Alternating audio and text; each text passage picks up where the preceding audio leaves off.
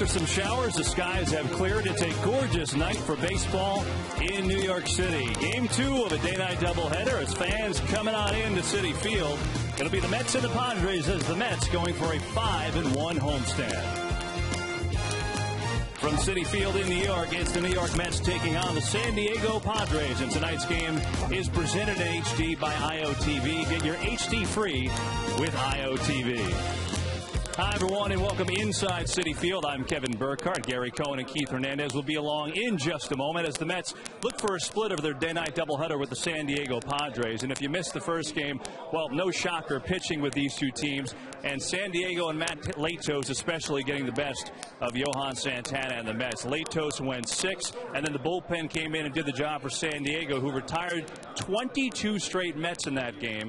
For Johan Santana, a little bit off. He had 4 walks, went into the 7th inning, but got hurt by those walks as the Mets lose it 4-2 in Game 1. So we turn the page to tonight, where again it should be a pretty good pitcher's duel for the Padres. It'll be their big offseason sign on the mound. John Garland, who's had a very nice year, a guy the Mets had some interest in, and we know about him. He's got that sinker ball. He threw a complete game here at Citi Field last year as a member of the Arizona Diamondbacks. Meanwhile, for the Mets, it's Jonathan Nice who gets the call, making his second start since coming off the disabled list, and his last start really probably his best of the season. He was outstanding. He was efficient with his pitches. He threw many more curveballs than he did all season long, and Jonathan Nice going for his third victory of the year. Speaking of starters, we've got one for the Mets. It's R.A. Dickey who will get the call tomorrow in Baltimore. And R.A., first of all, was there any talk about you going down to Baltimore early to get some rest here? There was just a whisper of it, but, I would much rather stay here if I can. I mean, it's a night game, so I'm not losing much sleep, so I can sleep late in Baltimore. I should be fresh. And you get lots of practice with tough travel days in the minor leagues, so I've been used to it. Yeah, you'll take it, right? How about your routine? When this series started, you were actually supposed to pitch this game tonight, now get pushed back. How does that change your routine as you get ready for a start? As long as I take my necessary repetitions off the mound, it shouldn't affect me at all. I threw 2 bullpens in between my last outing and this next outing, so it shouldn't be bad. And I still got a good feel of it in my hand, so as long as I have a good feeling of it, it shouldn't be a problem. Both catchers, you've brought the big mitt, but, Barajas and Blanco, it's Barajas catching you tonight. But both guys have really done a pretty good job as far as handling you and not having too many balls go astray. Why do you think that is? I think you're just dealing with a couple of good catchers. I mean, once you have some practice at it, you really get a feel for it. I mean, both Rod and Hank are professionals. I mean, they've been around, and there's not much they haven't seen. Now, I'll throw a real good one every once in a while that they'll really have trouble with, but for the most part, they're just, they've got soft hands. They're older veteran guys, so they know how to receive it. All right, what do you do tonight now? Obviously you're going to play a different team tomorrow on the Orioles, so is this just mental preparation for you? How does tonight go for R.A. Dickey getting set for tomorrow? I just kind of check out. I got the chart inside, so I'll be scouting the opposing team's hitters for Dan and for the guy who's pitching tonight. But outside of that, I'm just going to try to relax my mind and get ready to go tomorrow. Look forward to seeing that. All right, thanks for the time, okay? Yeah, you're welcome. All right, Dickey's been terrific. Jonathan Nice looking to get his second straight victory. Mets going for the double dip split against the Padres. First pitch is coming up next.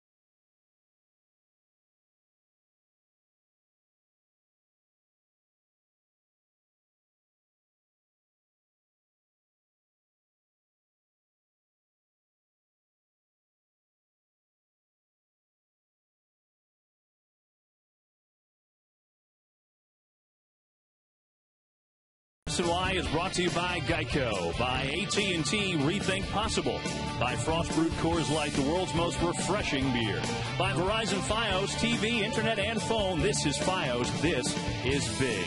By the Rums of Puerto Rico, the rum capital of the world.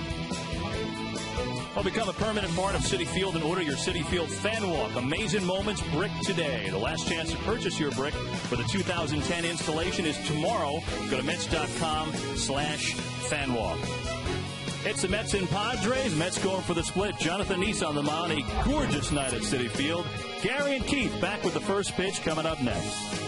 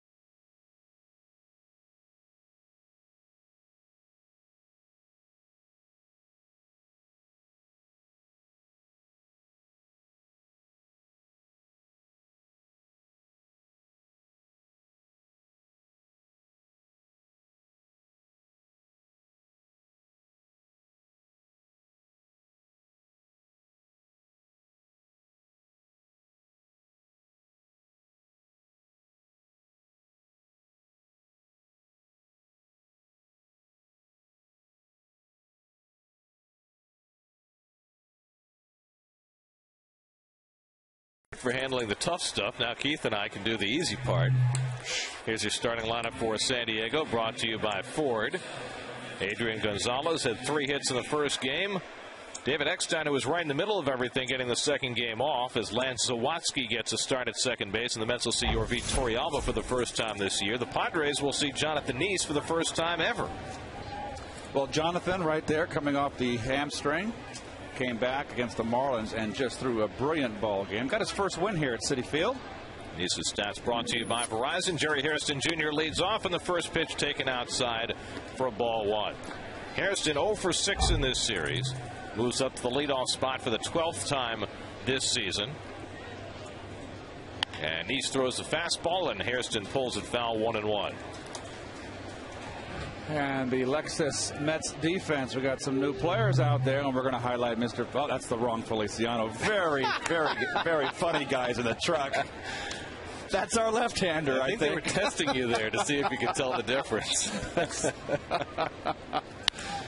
Bouncing ball, and Ruben Tejada backs off to play the hop, and there's the first out of the night. So Tejada getting the second game start after Cora played the first game, and Jerry Hairston retired.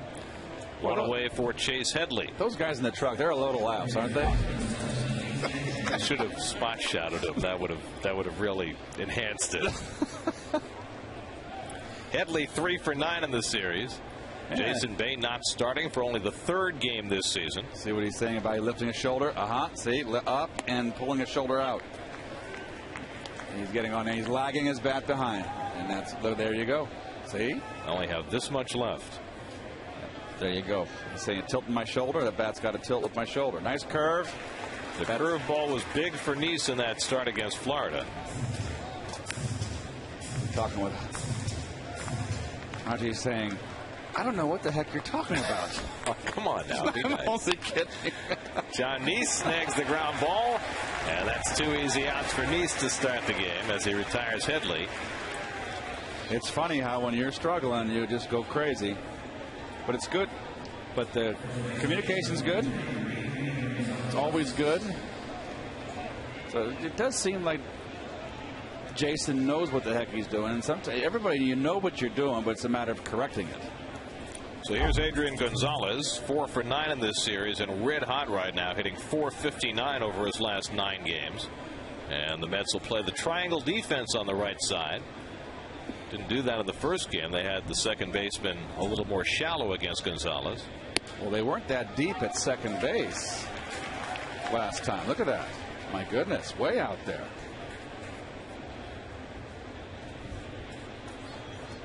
That's my spy shadow. Very nice. Thank you. Very impressed. And a check swing. Gonzalez held the swing in time, 1-1. There's your Home Depot doing more on defense as the Mets play the infield to the right and the outfield to the left. Yeah, absolutely. They're giving him the ball on the ground down the left field line. And after we showed that, Chris Carter moved yet another step toward the left field line. Gonzalez gets tied up and fouls it off, 1-2.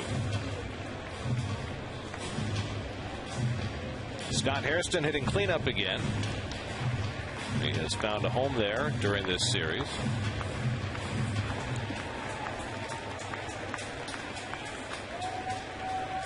Now Nice ahead on Gonzalez, 1-2. And he goes away with a cutter, 2-2. The lefties are hitting just .229 against John Nice this year, 100 points lower than the right-handers. But Adrian Gonzalez, a left-hand hitter who gives away nothing to lefties. And he bounces one into the shift. Reyes over on the right side throws him out. 3 ground balls for Nice to start the festivities tonight. And the Mets come to bat against John Garland with no score.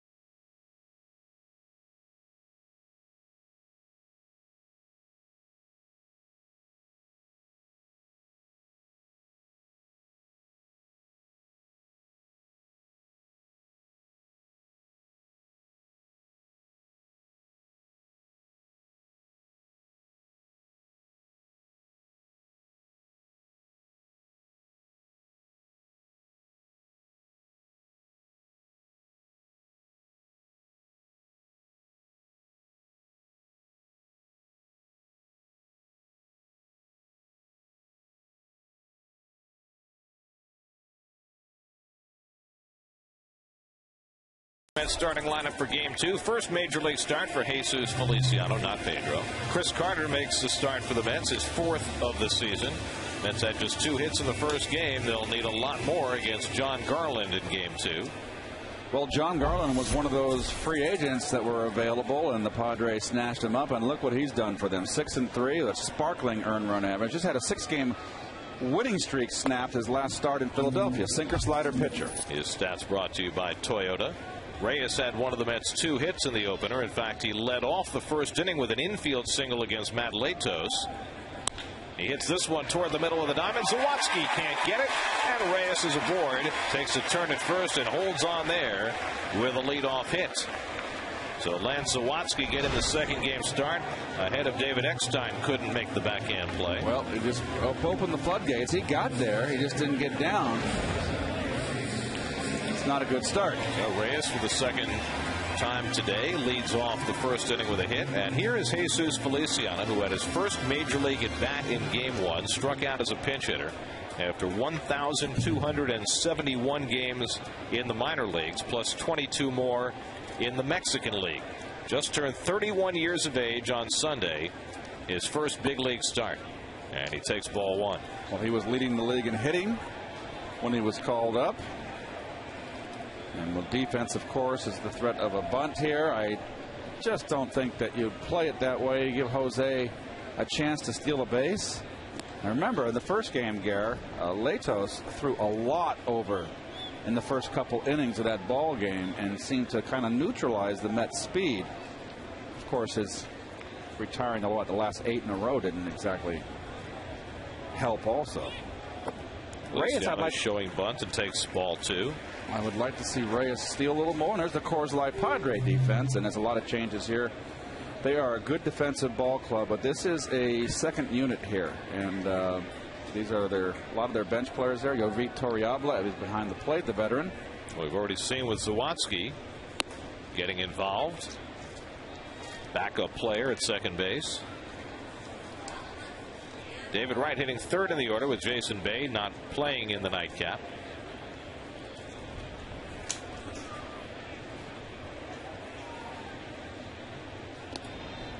You could hit and run here. I just know what you got. This guy getting his feet wet in the big leagues. I just wouldn't put it on him to hit and run right here. Feliciano with almost no power, 18 home runs in 13 minor league seasons. Strictly a singles hitter. So here we go again, keeping Jose very, very close at first. Well, Garland's done a great job controlling the running game this year. Opposing base stealers are just 2 for 7 with Garland on the mound.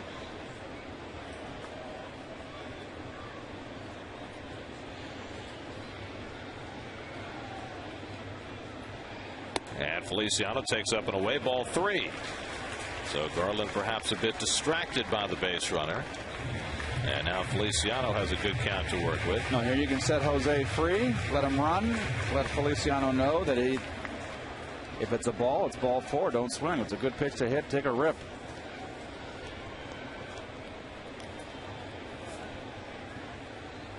Reyes runs. Feliciano grounds one to second. Zawatsky makes the play on Feliciano, but it's a productive out as Reyes moves to second base. 1 away.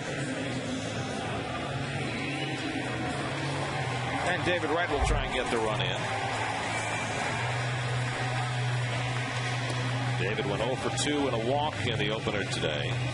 2 for 6 in this series. 71 strikeouts now on the year. And here it is. Fastball up in the strike zone. I'd like to see him run a little bit harder than that to first after 13 years in the minors. Really? That was a little surprising.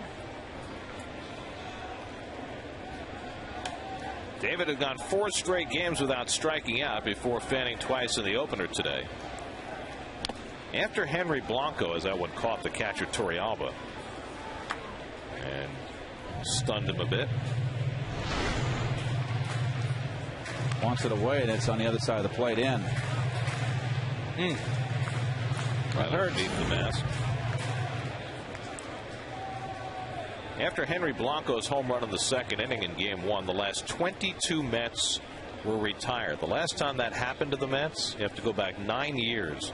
A game in April of 2001 when the Mets were 1 hit by Greg Maddux and the Braves, and the last 23 Mets were retired. A combination of Maddux, Mike Rumlinger, and John Rocker. Todd Zeal had the only hit in that game in the second. And the Mets lost 2-0. Rick Reed, a complete game loss.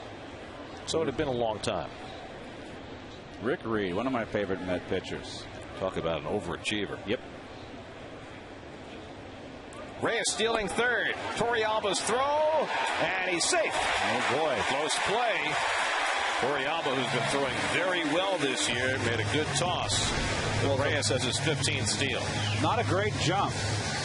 Good throw, low, right to the bag. Let's see the tag. No, he got in there. Good call. Chase Headley getting to the bag and making the sweeping tag. Just a shade late. If that ball's on the inside part of the bag, he's out. Well, Bud Black is out there arguing the call.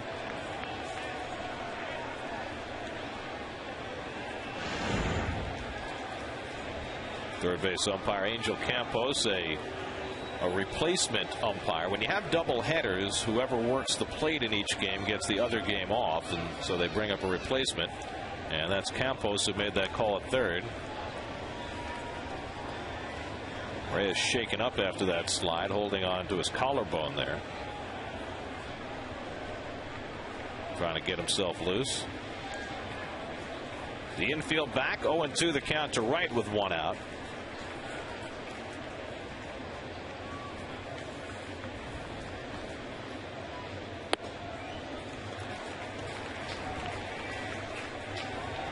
David, one of 4 Mets in the lineup who have faced Garland before, just 1 for 10 against him. Ike Davis next. Mets trying to grab a first inning lead. Reyes still holding on to that collarbone area. And just off the plate, 2-2. Oh, good.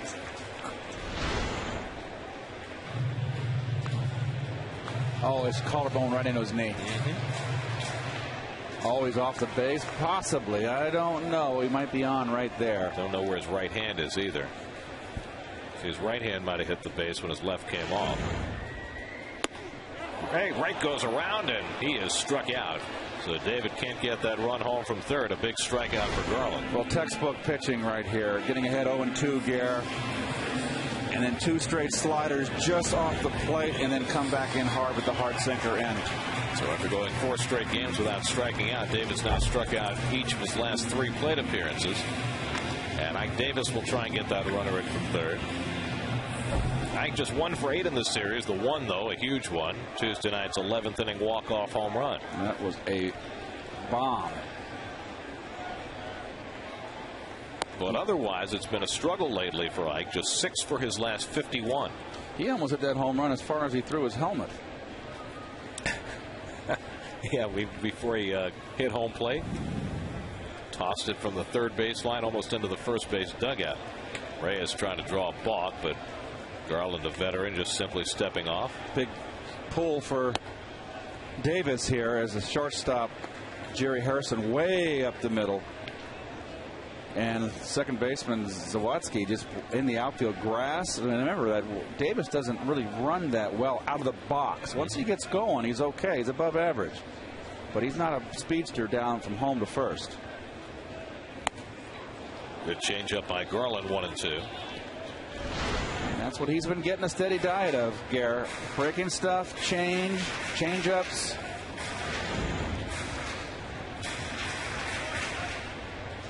Chris Carter hitting 5th in the order, waiting on deck. 1-2 to Davis, and the fastball away. John Garland's not going to light up any radar guns, but he's going to throw a sinker. He's going to throw a curveball. He's going to throw changeups. He's won 123 major league games, lost 105. First drafted by the Cubs as a first rounder back in '97 out of high school. 2-2 to Davis, fouled away. John Garland began his big league career on the other side of Chicago, where his manager for a substantial part of his time with the White Sox was Jerry Manuel. His first 4 years in the majors, Manuel managed Garland. Jerry's talked about nurturing John Garland and at times moving him to the bullpen when Garland struggled. 2-2. Davis hits it the other way, hit well. Back goes Hairston, and he makes the grab. Scott Hairston retreating to make a good catch on the warning track on that opposite field drive by Davis, and the Mets leave Reyes at third.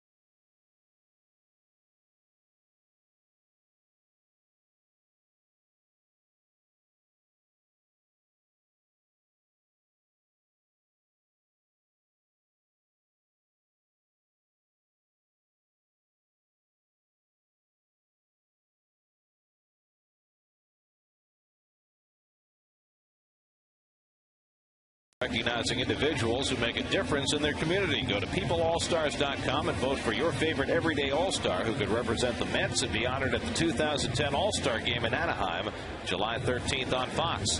To nominate, go to peopleallstars.com. Here's your umpiring crew for tonight. The Welke brothers. Tim, the crew chief, working at second base. Bill behind the plate. Mike DeMiro between them. Angel Campos, who's already been involved in this game, the umpire at third. Scott Hairston leads off against John Neese in the second inning. Hairston 1 for 8 in this series. And the younger of the Hairston brothers takes a strike. Interesting that Neese, who was throwing so many first pitch curveballs in the game against the Marlins Saturday, has not thrown a first pitch curveball yet. Sometimes you like to mess them up when they start scouting you. 1-1 to Hairston. You don't want to get a pattern, that's for sure. But that first pitch hook was just a thing of beauty against Florida and really facilitated Neese's fine effort. Gets it on the hands of Hairston. Back comes Barajas, and he has room to make the grab. One away.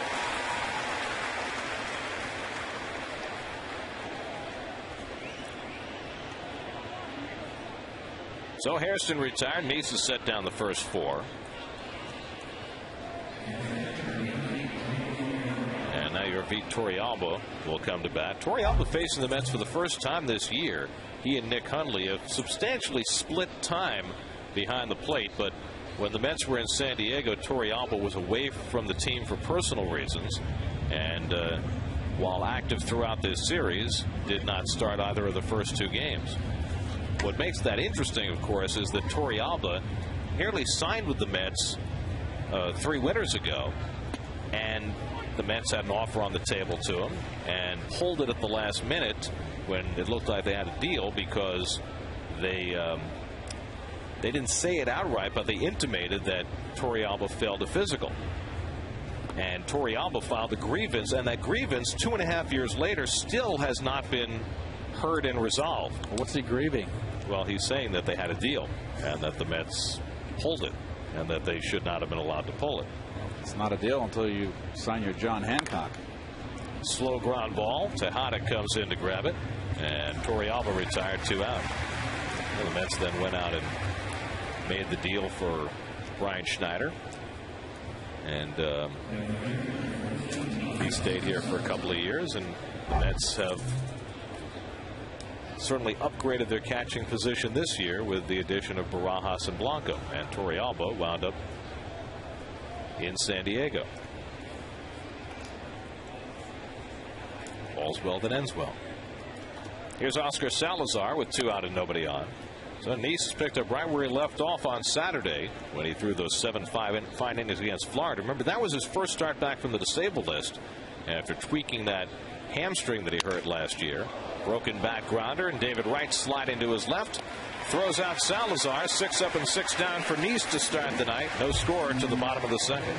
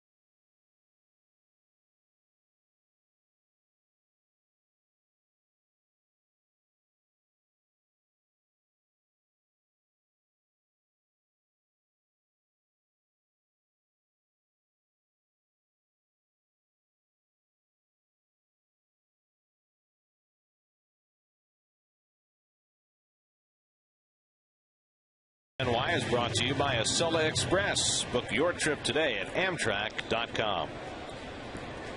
Chris Carter leads off the home second inning and hits the first pitch in the air to right center field and deep. Denorfia back, warning track at the wall, and he slides, can't get it.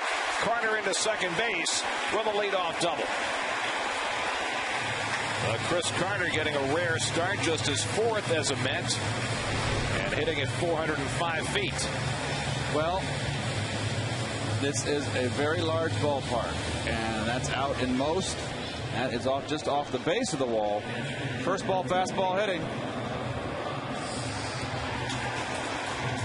Carter hustling all the way out of the box. Well, he came close to his first big league home run. He settles for his 3rd double of the year, and the Mets have the leadoff man on for the 2nd straight inning. So they have as many hits in this game as they had in the first game. Here's Barajas, who is 0 for 4 in the series. Henry Blanco started the first game of the doubleheader today.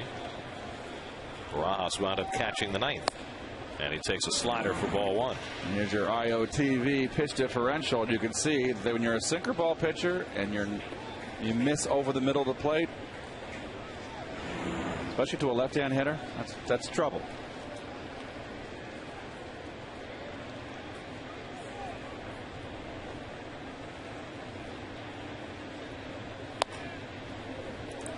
Two and 0 to Barajas, who has more at-bats against Garland than any other Met. Barajas 7 for 21 with a couple of home runs against Garland.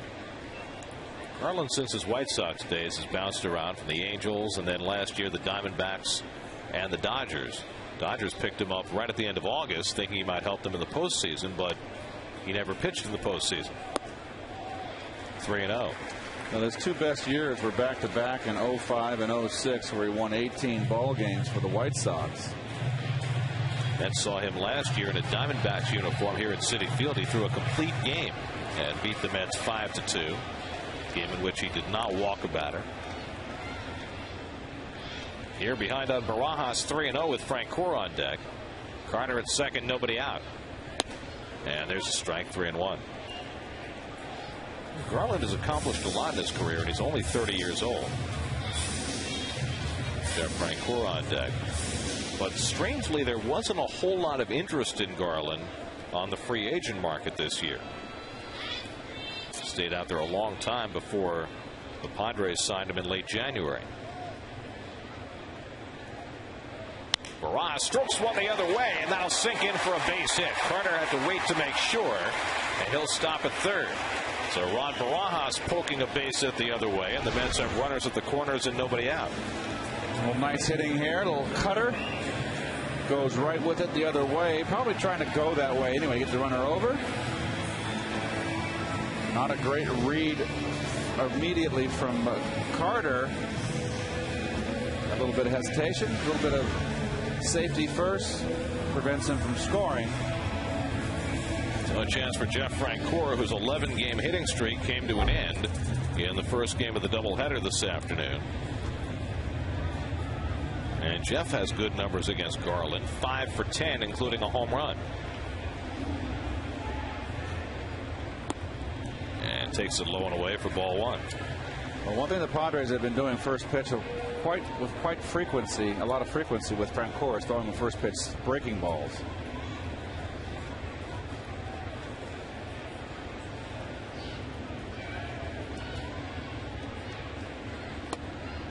And that cutter on the corner. 1-1. Well, the Mets got a runner to third with less than 2 out in the first inning. Couldn't bring him home as Wright struck out and Davis flied out. Now another chance here in the second.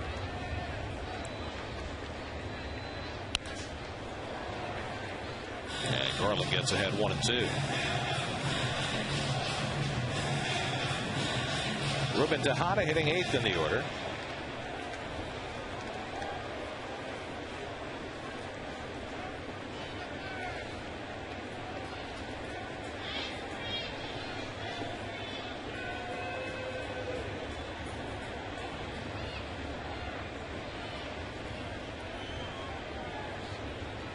Now the 1-2 off the plate. Keeping that ball away from Francoeur. 2-2.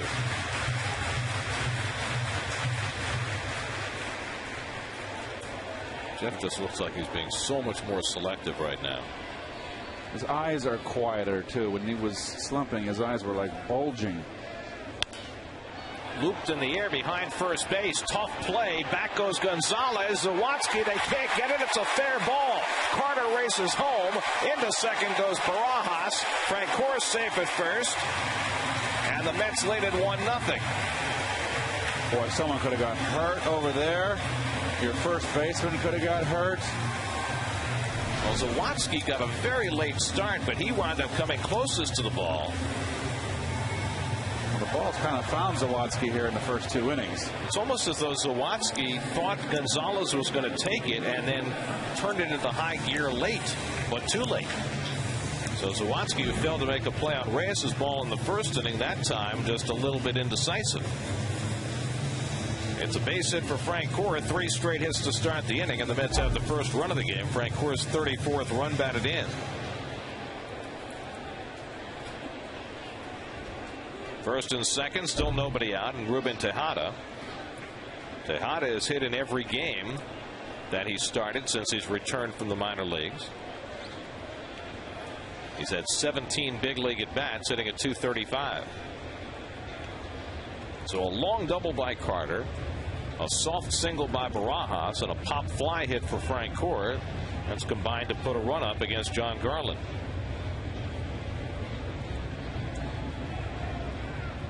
And Tejada fouls it off. 0-1. 20-year-old Ruben Tejada getting a chance to play most of the time now at second base with Luis Castillo on the disabled list. And for a guy who has played predominantly shortstop in his career, he's looked awfully comfortable. The way Bud Black's pitching staff has gone, every run you get against them is precious.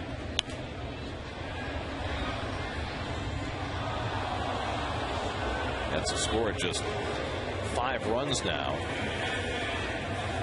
in 22 innings in this series. Pitching, pretty good pitching staff out there. I was impressed that first game. Latos had tremendous stuff, and the 3 guys that came in relief were lights out. Luke Gregerson, Mike Adams, Heath Bell, 9 up and 9 down for those 3. Gregerson was amazing. Slider after slider on the outside corner. Struck out the side in the 7th. 0-2, and Tejada grounds one to third. That's 1. The throw to second for 2. Sawatsky to first. A triple play. The Padres turn a ground ball triple play. 5-4-3. Hantley right at the bag for the first. Sawatsky with the turn for 2. And then on to Gonzalez for the 5-4-3 triple play. 1-0 New York.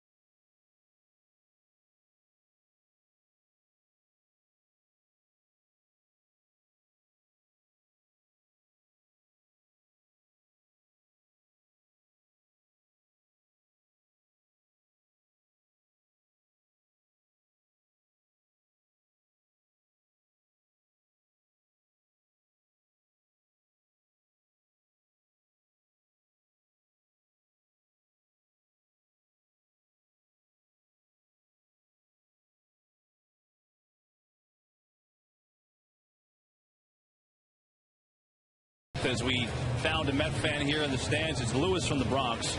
My first question, Lewis from the Bronx. I mean, how you were born and raised in the Bronx. How did that happen? Well, Kevin, my father was a big Met fan, so I stuck with it. And a Met fan in the Bronx, it builds a lot of character, I got to tell you. You deserve to ask this question to the guys in booth. Lou, what do you have for the guys? My question is, what is a typical player routine in between games of a day-night doubleheader? There you have it, guys. Lou from the Bronx, what you got for him? That's a tough one, Lou, because I've never played day-night doubleheader, and you got 3 hours in between. I'm sure there's a lot of card playing going on. Probably a couple guys probably took a snooze. You never know, but just have a nice meal in the clubhouse. One thing I would never do would be I would never read in between a game, because you just don't want to get your eyes focused on something close to you and then going out and then you have to see at a distance in the course of a game. So I would never read a book if I had that experience of a day-night doubleheader in between. John Neese falling behind Chris DeNorfie at 3-1. And you probably got to refuel too. You got to have, they have sandwiches there, stuff to eat. You can refuel for the second game. Because really, basically, you've got to have a dinner. You've had your breakfast to fuel your body for the first game, and then you've got to have a meal after for the second game. 3-2. DeNorfie fouls it off. Well, then the next question, of course, is what does a broadcaster do between games of the day-night doubleheader? I went down into the SNY luxury suite and took a snooze. How long? Around 45 minutes. Good for you. Nice power nap.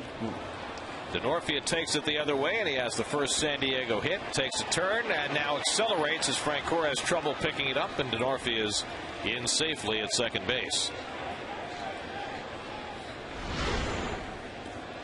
Well, nice hitting here. Got a fastball away. Outer half, really, was set up that way. Nate takes a hard turn here. He didn't take it for granted that Francoeur was going to make this play. And that was the difference. Watch him take the hard turn a little bit. There he goes. He's ready. He just kind of skipped a beat, and he's on his way. That's how it's done. And it scored a double all the way for Denorfia, his fourth two-base hit. Now Lance Zawatsky, who was in the middle of that triple play for the Padres, the 8th triple play turned by San Diego in their history. They're playing their 42nd season. Their 8th triple play. Their first since 1997, 13 years ago. Well, it's tailor-made. Nice start by Headley. Perfect throw. Nice turn. Look at how he just dodged the slide. That wasn't even close. Not even close. And that'll always get smiles. The last triple play turned by the Padres was a 1-6-3 triple play. I guess a line drive. Andy Ashby to Chris Gomez at shortstop to Archie Cianfrocco at first base. Oh, yeah, I remember it well. Now, the last triple play the Mets hit into, of course, is a lot more recent than that. I'm sure every Met fan will remember the last triple play the Mets hit into. That was the unassisted triple play that ended the game against the Phillies last year. And the curveball strikes out Zawatsky for the first out. Jeff Francoeur lining to Eric Bruntlin, who turned the unassisted triple play. Big curveball right here, down and in. So Nice gets the first out, his first strikeout. Nice has gone his way. We've always liked his demeanor on the mound. He's going to take his lumps. He's going to learn, like everybody has to learn. But I think he's got a bright, bright future. Here's Garland, who spent most of his career in the American League until the last couple of seasons. Now here's a situation, and we've seen this a couple of times this year, where a pitcher is up in clearly a not a bunting situation, and yet you've got Ike Davis coming in playing on the grass. I'm not sure I understand that. Well, they're moving him back now, and he's kind of in nowhere's land. You know, just get back deep, cover. And there's 2 strikes now, but you're right, Gary. He's not going to bunt here. They're going to swing. Your runner's already in scoring position. You're not going to bunt him to third. It's 2 outs. A runner on third. What good does that do you? And the curveball fouled off. And yet we've seen several teams against the Mets this year in the same kind of situation bring the corners in as though they were playing for the bunt. And I just don't understand.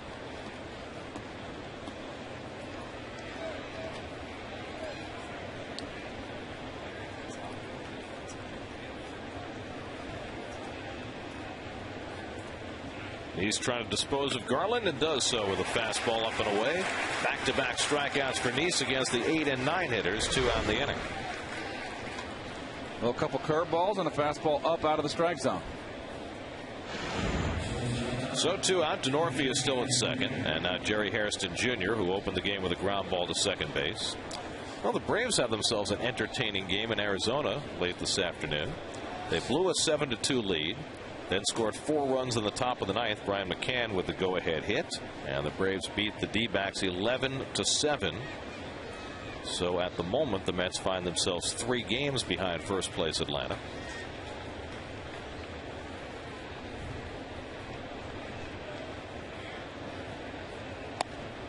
Curveball strike to Hairston. All of a sudden, they're going this inning to the curveball, Garrett. A lot more curveballs this inning. He's throwing that little off-speed curve. And on the outside corner to right-hand hitters to get a strike 1. Nice pitch. I mentioned the Braves victory. The other big game involving the Eastern Division tonight, the great pitching matchup in Philadelphia. Josh Johnson against Roy Halladay. Marlins got a run off Halladay in the first. They're now in the bottom of the third, 1-0 Florida. Fly ball right center field. Francoeur retreating. He's there. And the side retired. So Nice works around the leadoff double by Denorfia. And the Mets lead 1-0 in the middle of the third.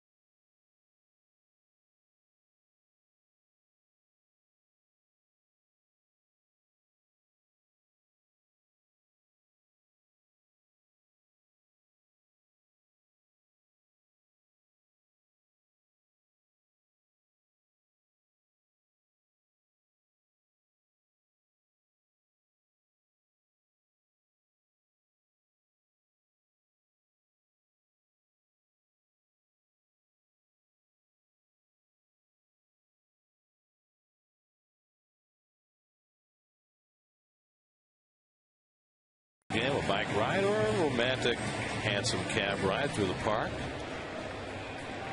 Nice way to treat your loved one to a special evening. It's a beautiful night. John Neese leads off the home third and takes ball one. Neese has 3 hits this year. It's Jon versus Jon. Neese against Garland. You know, those JONs take great pride in being JONs. They don't want to be confused with the JOHNs. Okay. No disparagement meant, but it's, you know, it's a special club. There's a strike, 1-1. Wasn't there John Voight? Well, John Voight was a JON, except not George's car. That was JOHN. Yes. You were a Seinfeld watcher, Gary? Yeah. Isn't everybody? 3-2 to Neese. Quite a few people watch that, that's for sure. Well, I'm sure you've recognized that over the last 20 years since you did the episode. Everybody will tell me every time they show a repeat. Ball 4, Neese is aboard with a leadoff walk. First walk given up by Garland. The Mets have had the leadoff man on in 3 straight innings. Here's your Mets upcoming schedule. Every Met game on SNY is available in HD, presented by IOTV. And if you're in the car, listen to every Mets game on Sports Radio 66 WFAN. Mets head to Baltimore after the game tonight. Open up a 9-game road trip, all in American League parks. Baltimore, Cleveland, Yankee Stadium. R.A. Dickey opens the series tomorrow night against Jeremy Guthrie. Reyes drops down a bunt. Toriyama pouncing on it. The quick toss, he throws it away down the line. Neese to third, Reyes to second, and they'll arrive there safely. So Reyes making things happen with the bunt. Well, he has really put down some beautiful bunts, drag bunts, and he's working with Chip Hale in that drag bunting. And Toriyama just throws it into the runner there. Zawatsky just kind of stopped his attempted backup there. So Mets in business. So that'll be a bunt hit for Reyes. Then the error on Toriyama, moving the runners to second and third. And a chance for the Mets to cash in here in the 3rd inning. And Bud Black out to argue again. This time probably arguing that Reyes was out of the 3-foot wide running lane. Let's see. Nice bunt. Is he inside? Oh, boy, they got an argument there. But he got out in time, it looked like. Yep. See, it's so hard because you come out of the box and you're forward, and you have to eventually get to fair territory because the bag's in fair territory, but the lane is in foul territory.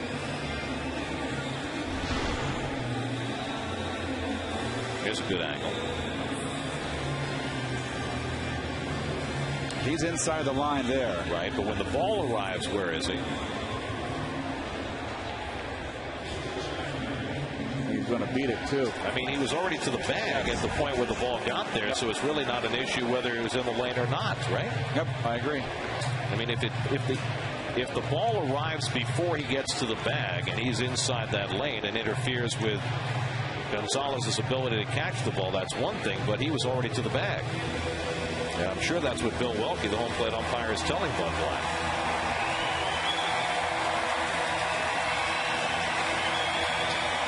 You're on the bag, you're in fair territory, and there's nothing you can do about it. So now Jesus Feliciano, in his 3rd big league at bat, has a chance to drive in a run. Grounded out his first time up in this game. Infield back conceding a run on a grounder. And Feliciano hits a comebacker, so the runners will have to freeze, and that's the first out.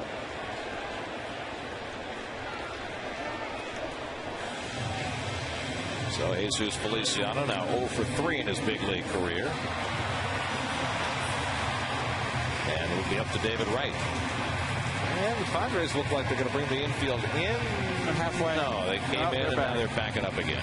It's too early. Let's see how Garland opts to pitch David Wright here. He got ahead, went away, and then came inside to strike him out. Let's see if he changes the program and goes in first.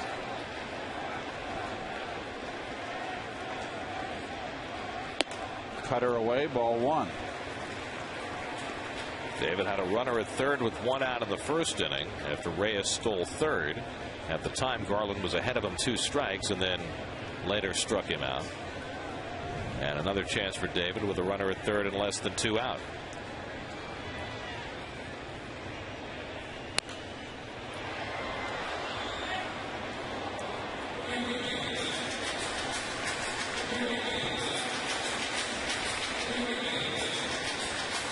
Mike Davis on deck. How has David done in these situations this year? He's now 9 for 16, including the one in the first inning, getting the runner in from third.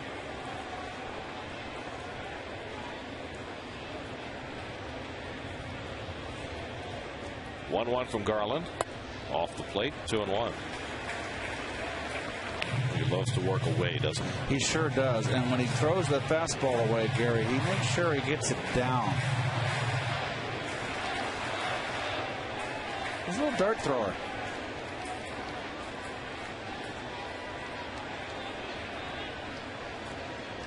Two and one to David.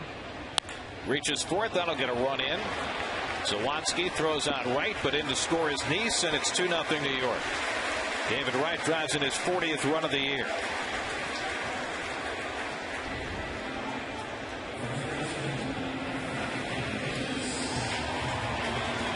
So the leadoff walk comes back to hurt Garland. Walk the opposing pitcher, and Nice has come in. So 2-0 New York. Reyes now at third with 2 out for Ike Davis, who hit one well the other way his first time up, chasing Scott Hairston back onto the warning track.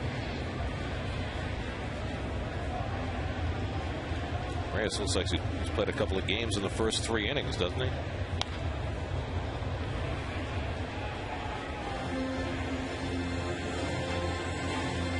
They're not giving Davis anything early in the count.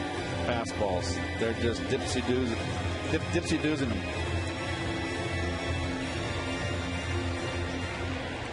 Like most young hitters, you want that fastball first pitch. When you get older, you always wanted fastball first pitch, but you become more selective. If you don't like the changeup, then take it.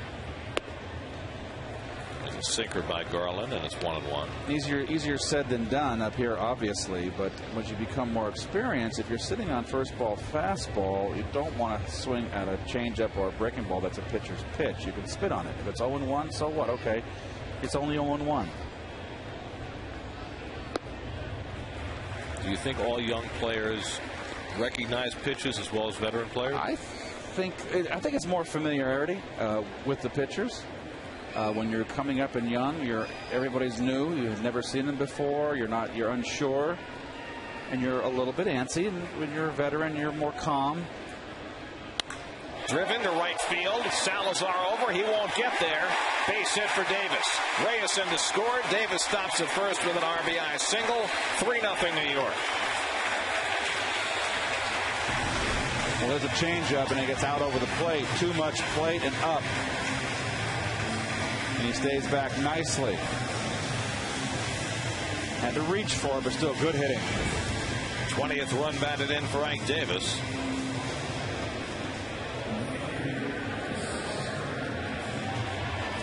Two runs home in the inning, and that's the only ball that's been hit out of the infield. A walk, a bunt single, a throwing error, 2 groundouts, and now Davis's RBI hit have produced 2 runs. Reyes right in the middle of it with that bunt that forced the error. So Garland now behind 3-0 in the game, and Chris Carter the batter. Carter hit one off the base of the center field fence his first time up on the first pitch he saw from Garland. Getting just his 4th start of the year and taking immediate advantage. Playing for Jason Bay. And the breaking ball down for ball 1. Whenever you throw a changeup, you see the IOTV pitch differential, and you can see it's not that much, but on a changeup, it's just starting to sink. But it's too much of the plate, and that's the difference there.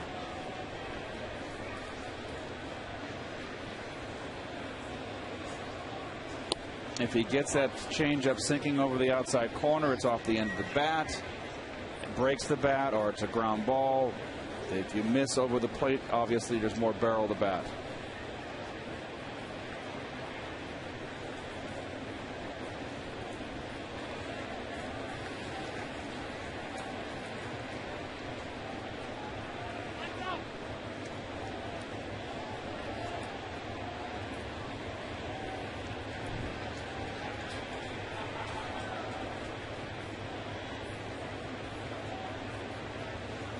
Carter with a big cut. 1-2. Threw that one right by him, up and in. This one is a little mustard. That's what I think Garland needs to do. The left-hand hitters a little more. Good pitch. Can't live on that outside corner. Davis at first with 2 out. 1-2 to Chris Carter. And misses down. 2-2.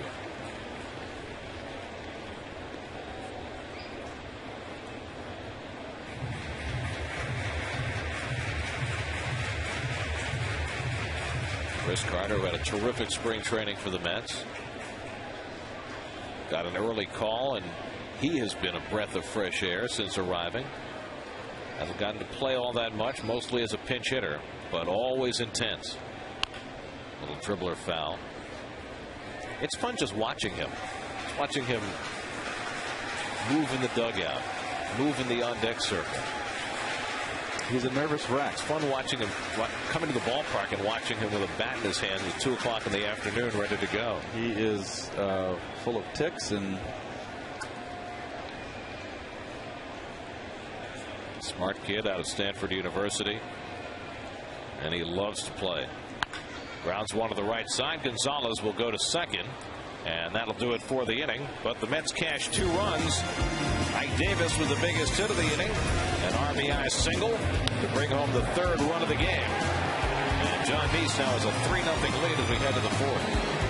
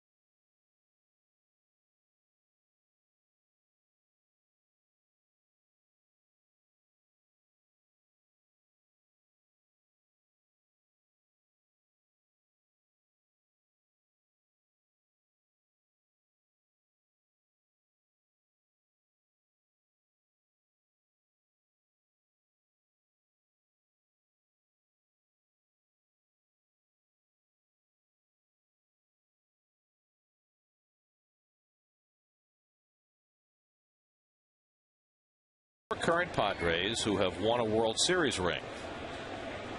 I've got 2 of them. Chase Headley leading off the 4th inning, takes ball 1. Headley hit a comebacker his first time up. John Neese has faced just 1 over the minimum through the first 3 innings. Gave up a leadoff double to Denorfia in the 3rd, and that's all. Falls behind on Headley, 2-0. Adrian Gonzalez on deck, and then Scott Hairston here in the 4th. Mets looking for a split of the day-night doubleheader and a victory in the series. If they can win this game, slow ground ball foul, the Mets would finish a 5-1 homestand. And they'll take that every time. And a very nice homestand, indeed. And ironically, the 1 loss is with your ace. That's happened more often than not with Santana. Today, he was not as sharp as he had been his previous 2 starts, throwing shutout ball in each of those 2 games in Milwaukee and San Diego, and the Mets losing both of them. Today gave up 4 runs over his 6 2/3. Behind the bag, right on the backhand, and throws out Headley. One away.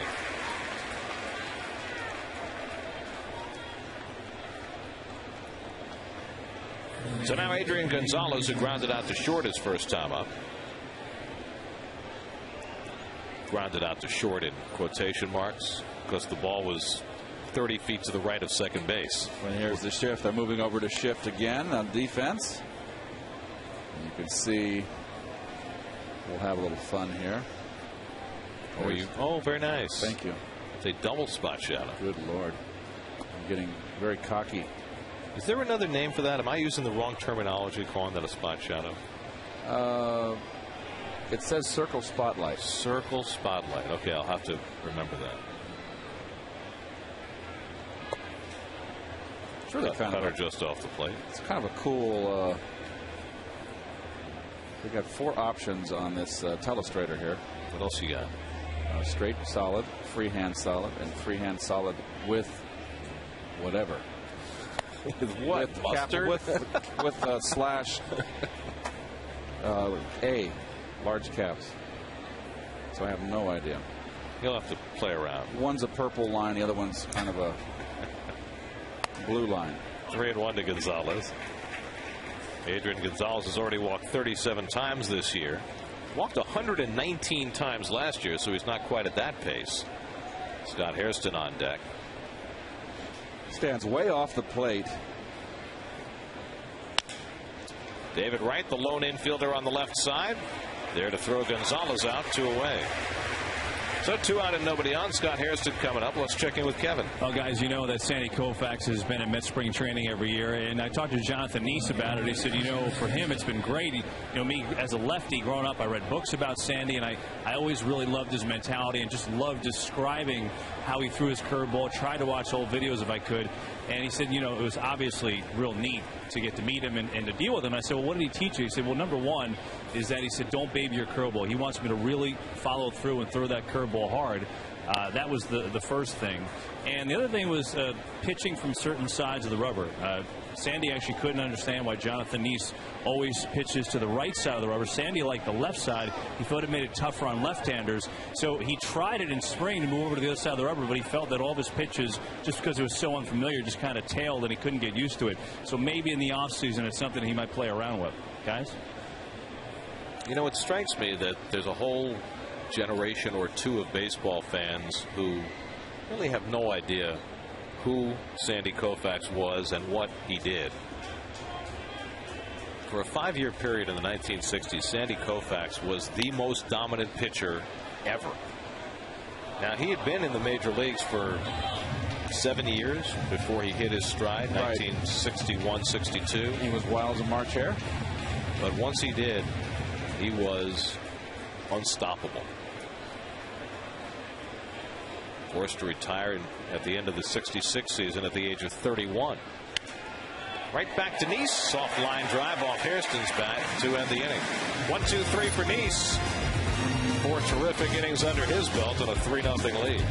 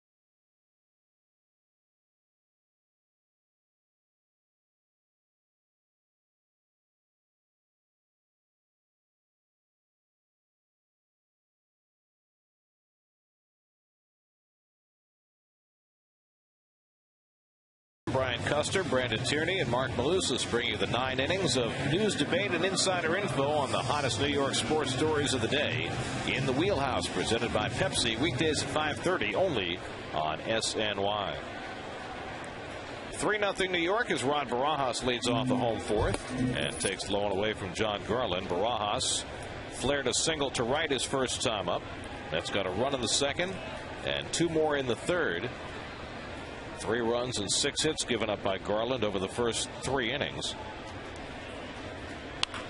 Barajas down to third. Headley lunging for it and throws him out 1 away. Well, we've talked a number of times about John Garland and his free agent status in the offseason, and John Lackey was clearly the head of the class as far as free agent pitchers were concerned. But the rest of the group really has not accomplished a whole lot outside of Garland. Garland would have been probably the one you would have been bottom of the list, or near the bottom of the list. Well, the Mets made it clear that they felt as though the pitchers that they had were better than the pitchers that were available, including Garland and Joel Pinheiro and Jason Marquis. Marquis got off to a horrible start and then went on the disabled list. Pinheiro's been kind of up and down in Anaheim. He's pitched some good games, but the overall results have not been good. Garland got off to a slow start, but since then he's been outstanding. He won 6 straight decisions before losing his last one. It's funny how the year goes, though. The Mets have had a couple of pitchers from their rotation fall by the wayside. They hope to have John Maine back in there after a couple of rehab starts. John's going to pitch Sunday for Binghamton as Frank Core rolls one out to Zawatsky. But the folks who have stepped into the rotation have done a fine job filling in, particularly R.A. Dickey, who's going to pitch tomorrow night. It's kind of saved the Mets bacon there, because the Mets were really at one point very much up in the air, but not knowing what to do with the bottom 3 of their rotation, and those guys came in and just filled the void. So it's funny. It's another 3.5 months of season left. A lot of baseball. And things can still shake out. I mean, Isanori Takahashi had those 2 great starts to begin his stint as a starter against the Yankees and the Phillies, but the last 2 have not been so good. I didn't think his last start was that bad, to be honest with you. I mean, the San Diego start, he got rocked.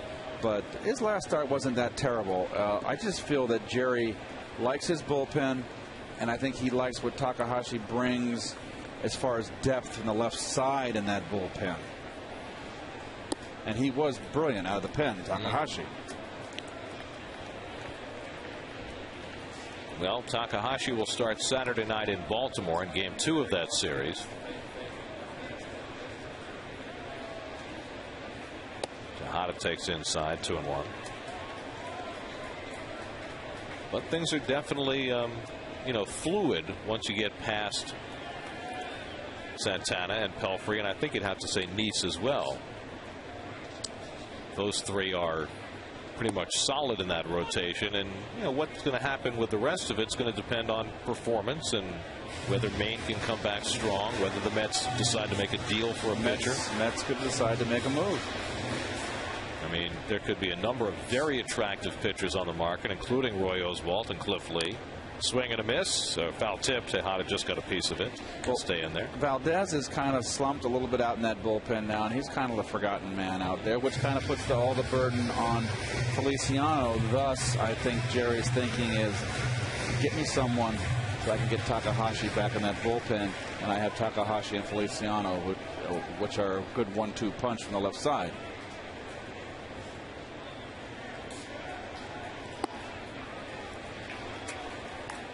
Three and 2 now to Tejada. Ruben Tejada, in just his 6th major league start, has already had an experience that a lot of players go their whole career without. He's hit into a triple play. Oh boy! Rather hit for the cycle. Hit into a ground ball 5-4-3 triple play in the 2nd inning. Tops this one right back to Garland. Easy play, and Garland has his first 1-2-3 inning of the night. We played 4 in the nightcap at Citi Field. 3-0 New York.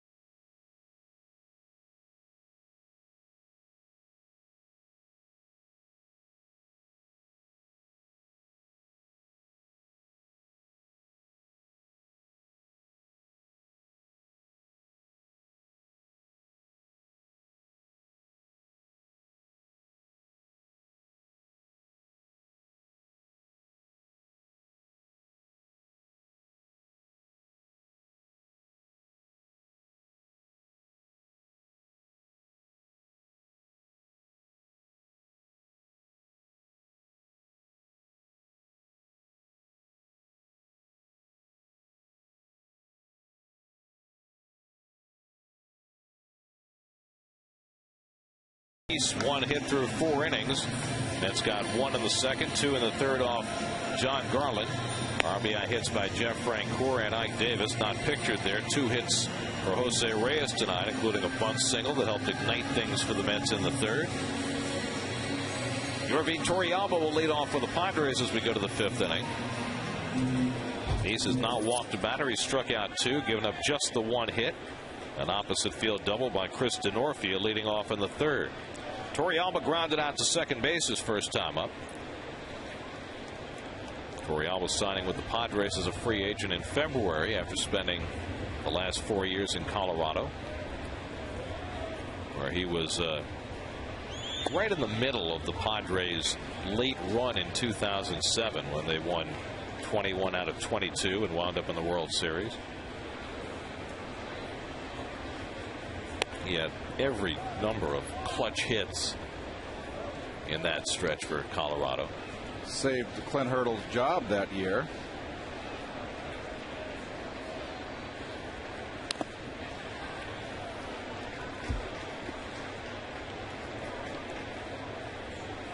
It'll be Torrealba, then Oscar Salazar, and Chris Denorfia for the Padres here in the 5th.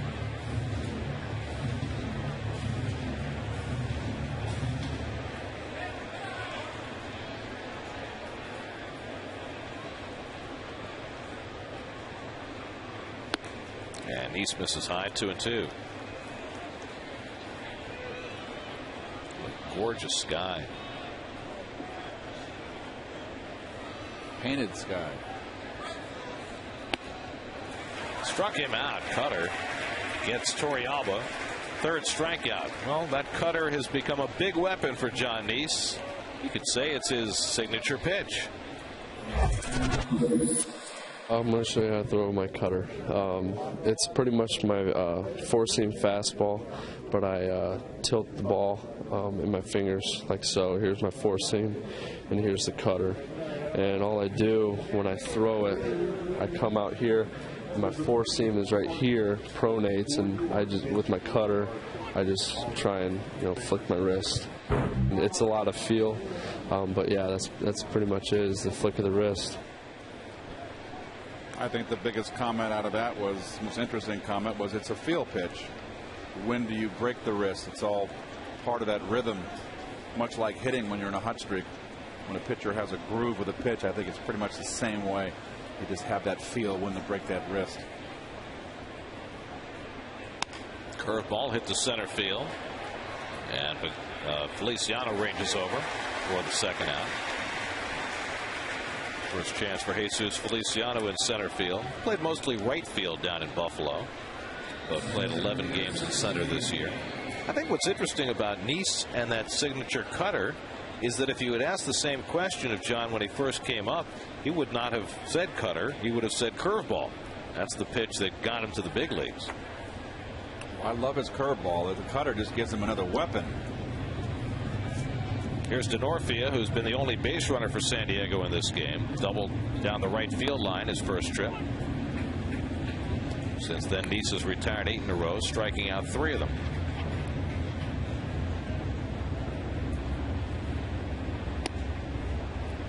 Gary, Mike Pelfrey's the same way. I mean, when we're doing these signature pitches, I asked the guys to tell me what their signature pitch is. It was Nice's call. Pelfrey's call would be the change. I mean, and that would have obviously never been the call even a year ago.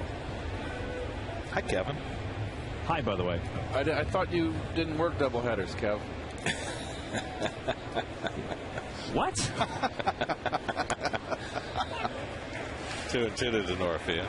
Well, we're glad that you hung out, Kevin, and particularly happy that you could open the broadcast for us tonight so Keith could get a few extra minutes on his nap. We loved it, and getting back to the point of the signature pitch is it's the progression of these young pitchers as they go forward in their career, how they develop. 9 in a row for John Nice. We're halfway through in the nightcap. 3-0 New York.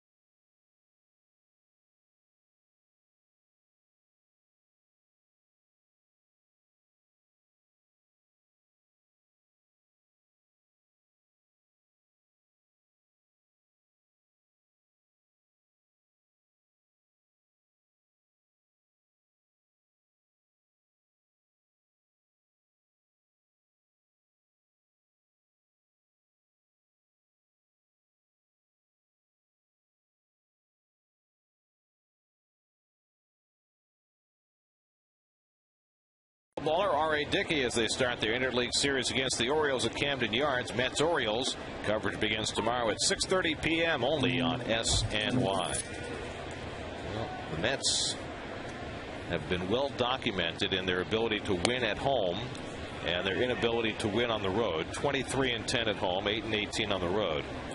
But if they're ever going to make some hay on the road, this would appear to be the time that's right. Nice floats one down the left field line that hits the tarp foul. Which brings up the point of Jerry flipping the rotation and stating that actually he wanted to separate Nice, the two left-handers, separate them, put R.A. Dickey in between, and also have R.A. Dickey starting the series.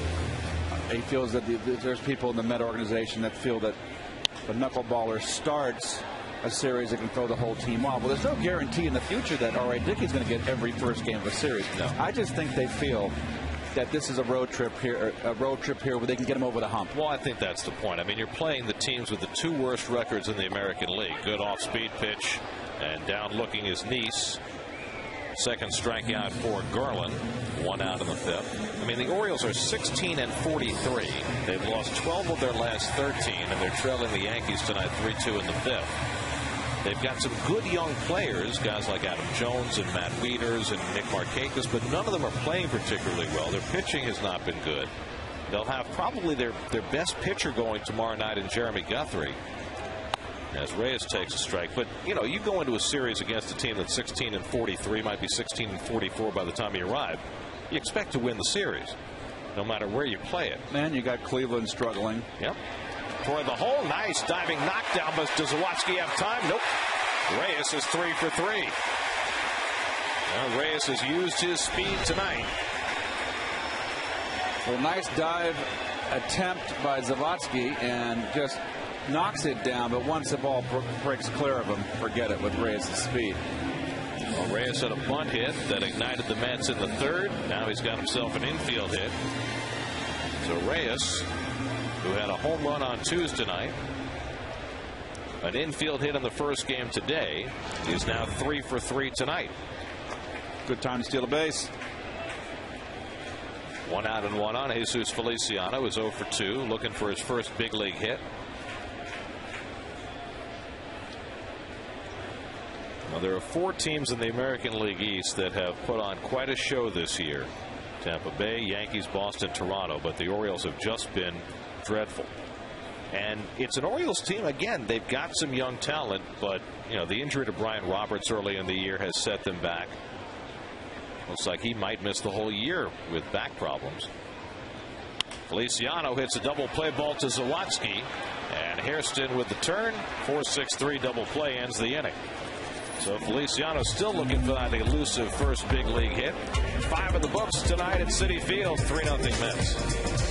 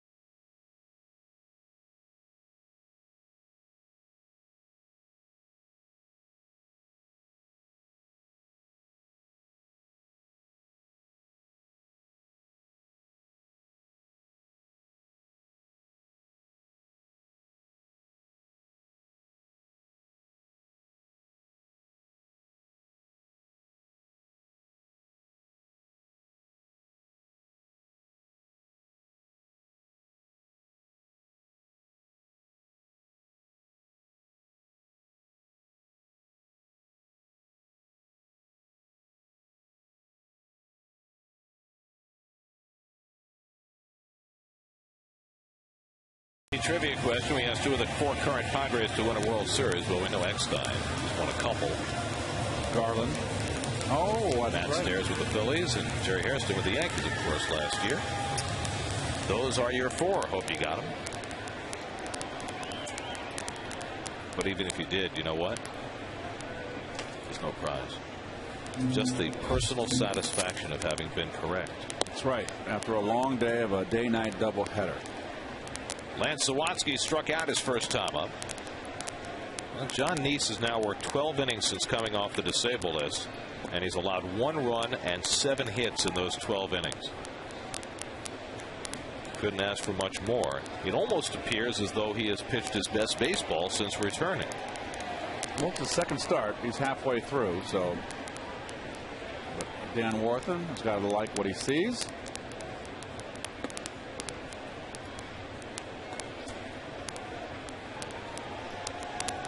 That's his line tonight. Only 1 base runner against Neese over the first 5 innings. He's retired 9 in a row. Fouled at the plate by Sawatsky, 2-2.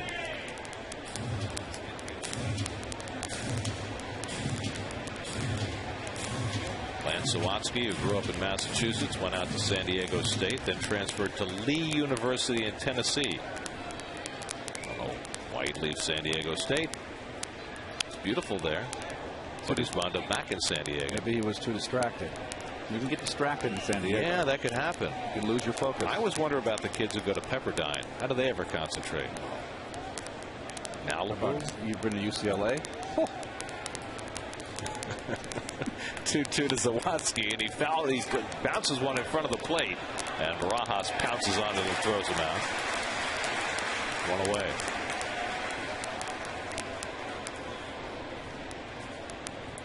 So now the pitcher Garland will bat.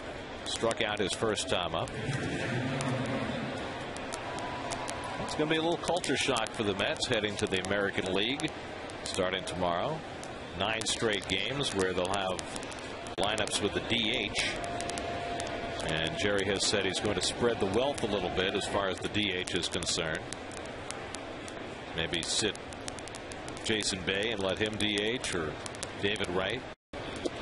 Get a start here and there for some of the other guys. A little different for a National League team that's not built with a DH, although you have to say, from looking around the American League the last few years, things have changed somewhat. Most teams, it appears, in the American League now don't have a single DH who plays in that spot every day. They tend to share it around as well. Platoon it. I think Tatis will get more at bats. I mean, he has just been forgotten, and I think, if there's a left-hand starter, I think it's Tatis is going to get some chances to swing the bat. As we'll see a lefty Saturday night in Baltimore.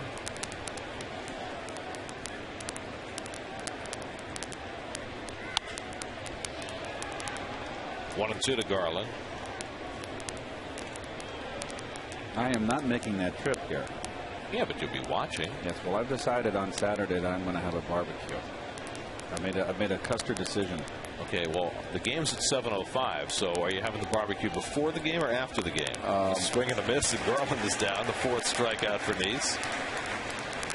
We'll come back to that thought in just a moment. First, we'll check in with Chris Carlin, see what his plans are. He's got a New York State Smokers Quit Line game break.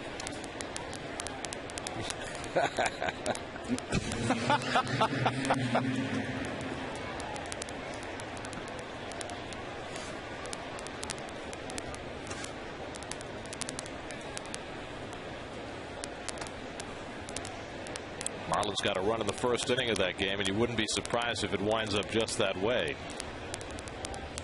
So this barbecue. Well, I'm just going to. The sun doesn't go down until almost 9 o'clock now, 8:30 at least. So I think I'm going to load up on, go to the fish market. I'm eating healthy now. Lots of vegetables. Is this it's going to be a big barbecue? You're inviting a lot of people? No. It's not going to be a big barbecue. It's going to be very selective. Very selective. And friends. You're manning the grill? I'll man the grill. I'm a good barbecuer. Really? I know what I'm doing. I don't doubt it. Shattered back. Reyes double clutches, fires, and gets Hairston.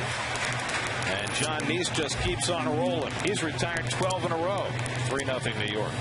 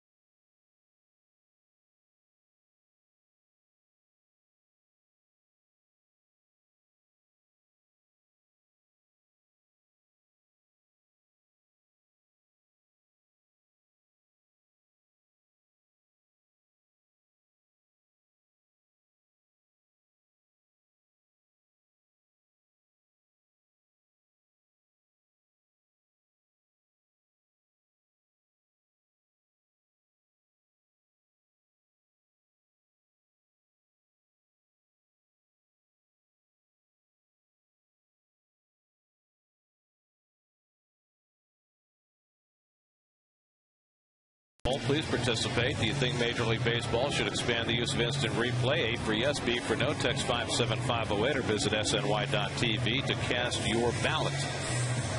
It's a pretty wide open question. It sure is. Well, what does expand mean exactly? Does it mean call balls and strikes with replay? I hope not. Does it mean giving managers a challenge flag? 1-0 to David Wright. David drove in a run with a ground out his last time up. His 40th run batted in of the season. That leads the ball club. And a good slider by Garland. 1-1. Well, it's interesting that a friend of mine called me and said that Larry Durker, the former manager of the Houston Astros, was advocating a device which is called the K zone, which calls balls and strikes with the ump as merely the mouthpiece relaying the message. I mean, that's shocking. I know Larry well. I can't agree with that. Have you heard of the K zone? Well, they use it on some broadcasts. I have trouble believing that it's 100% accurate any more than an umpire. I'm just really surprised that Mr. Durker would be in favor of that. 2-2 to right. Floated out into shallow left, but Hairston is there. 1 out. Well, as far as I'm concerned, and I know a lot of people feel differently, I'm fully satisfied with replay the way it is. Just the home run. Yeah. I agree. I don't want anything further to take the human element out of it. To me, it's not even about the human element. It's about letting the game flow. Agreed. How many times as Davis rips one into right field for a base hit. So Ike Davis has his second hit in this game. Both of them pulled to right. Both pitches middle in. Another pitch. Look at that. Change up that he missed again. Nice hitting. I mean, we all watch NFL games. How many times have you watched an NFL game just grind to a halt? Oh, it just drives me crazy. To replay something that really has, no great impact on the outcome of the game. I used to be a guy that would watch the football games, and drove me away from it, to be honest with you. I mean, I understand the use in the NHL, where they can challenge goals because every goal is so precious, much like with a home run. I mean, the calls are each one is so important that it makes sense. But over the course of a season, if you're going to be able to challenge every fair foul call or every call at a base, it's going to take 4 hours, 5 hours to play a game. I understand. And What is your penalty if you're wrong? And then, yeah, I mean, if you say, okay, well, then we'll limit each manager to one challenge per game. Well, what happens if you use the challenge and then there's an egregious bad call late in the game? You've accomplished nothing. Agreed. So I think you're opening up a whole can of worms that's just not necessary. Somehow the game has survived for 140 some years without instant replay.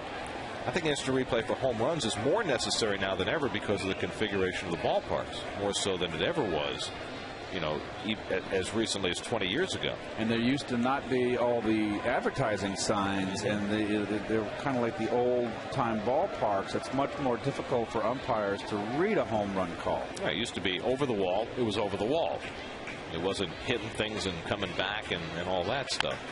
Carter pulls one on the ground. Great diving stop, Zawatsky, and he gets the out at second. Well, Zawatsky has had an up-and-down game at second base. This time a brilliant play to rob Carter of a hit. Well, the athleticism to get off on his knees and get the lead runner. I mean, this is purely reaction right here. It's a bullet. You're diving, but look at him get up, make the perfect throw. Nice. So critical to get that lead runner. And we're going to get a pinch runner. Angel Pagan will come on and run for Carter as we've gotten late into this game. So Jerry wants to shore up the defense, get Carter out of the game. Carter went 1 for 3. And Pagan will stay in the game in center field. Steal a base. Pagan has 11 steals on the year. Played the opener today, went 0 for 4. Guys, you were talking about the replay. I don't see a harm in giving it one flag because I don't think that really would slow down the pace of the game. So I think most managers would keep it in their pocket most times, and just in case you get that 9th inning call.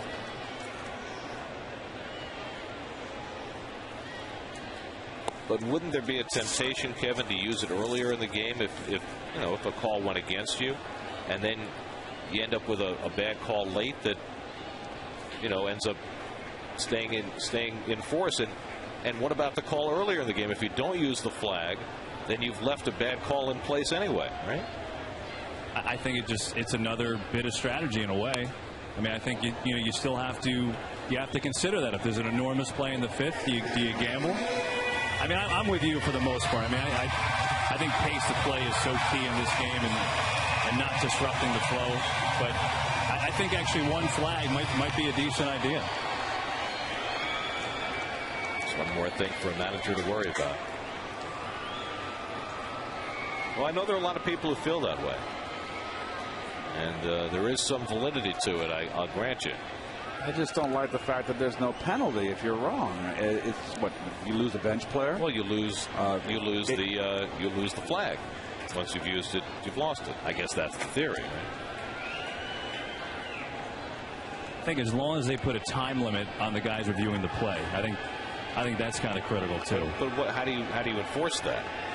I mean, if the umpires have to go down into a review room the same way they do for home runs, then you're talking about however much time they need to review it. Like the other day, the Reyes home run, it took them almost 3.5 minutes of watching video before they finally came to a decision. Well, I don't know why. I mean, you saw it live. I mean, sometimes you're watching games and you see a call the first time.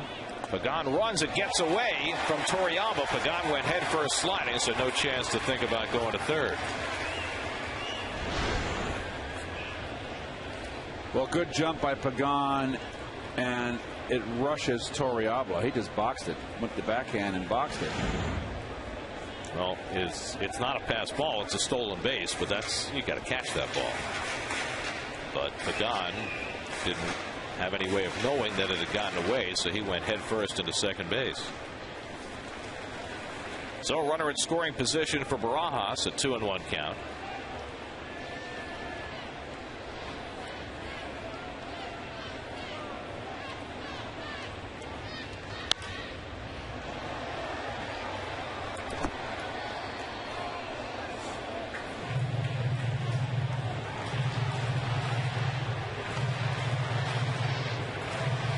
Jeff Francoeur on deck.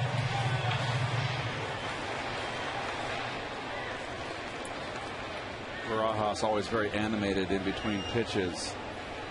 He has his checks and balances that he makes sure he's always talking to himself.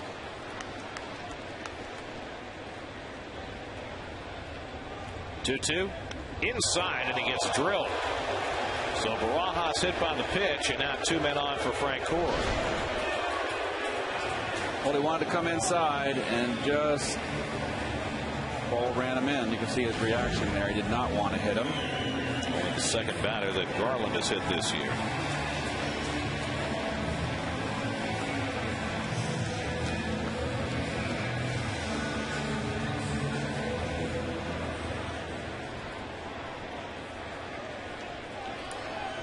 So Garland up to 88 pitches, working in the 6th inning. Trying to keep his team in the game as he takes on Frank Core with 2 out and 2 on. Jeff with a pop fly single to drive in a run in the 2nd, 1 for 2, and he takes it low and away for ball 1. And once again, leading Frank Core off with breaking stuff.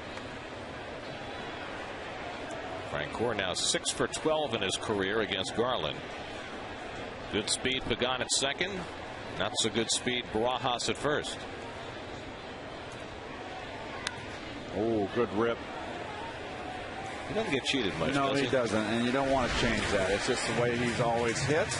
He's always been a big swinger. He's always been a streak hitter. That's a 3 for 8 with runners in scoring position tonight.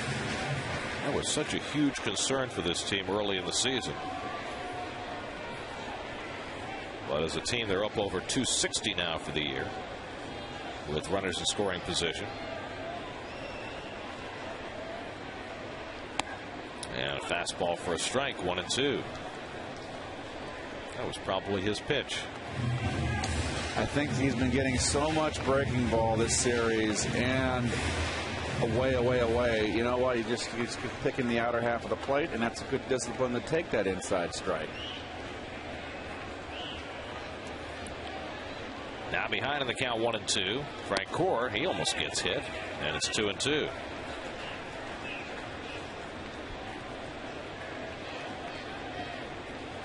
Bud Black's been getting solid pitching day after day after day. Garland gave up 6 runs to the Phillies last Sunday in 7 innings. Before that, he had won 6 in a row. Off the plate with the off-speed pitch, and it's 3 and 2. So that means an automatic start for Pagan at 2nd and Barajas at 1st.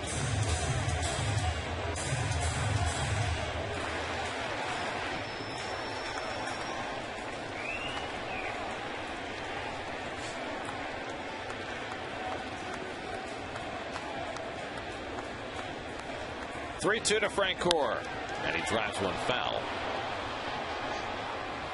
And they'll do it again.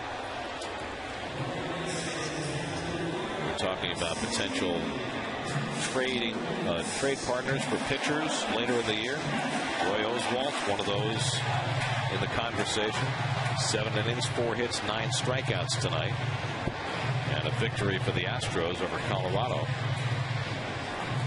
Question about Oswalt, though, is with a full no-trade clause, would he even want to come to New York?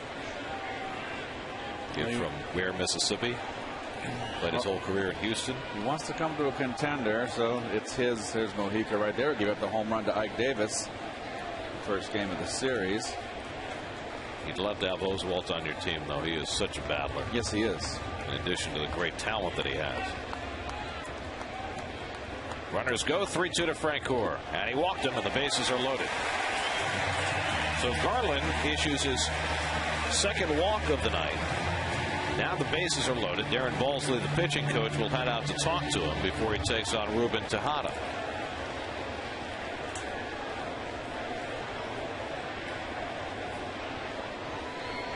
Well, the last time Tejada came up with men on base, Garland got him to ground into a triple play. No chance for that here. There are 2 out. Well, Frank Core's been red hot, veteran hitter, and you said has had good success in the past off of Garland. I think Garland was going to make the perfect pitch, not make a mistake, and go after the youngster here.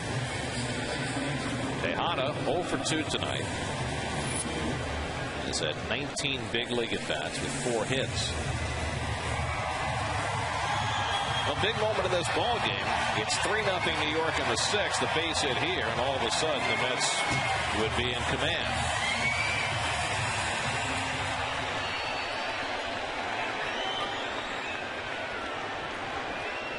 Right fielder Salazar playing very shallow against Tejada. I mean, very shallow. Like pitcher shallow. They're all very shallow in the outfield here. Pagan at third, Barajas at second, and Francoeur at first with 2 out. You can see right there, particularly in right field. My goodness.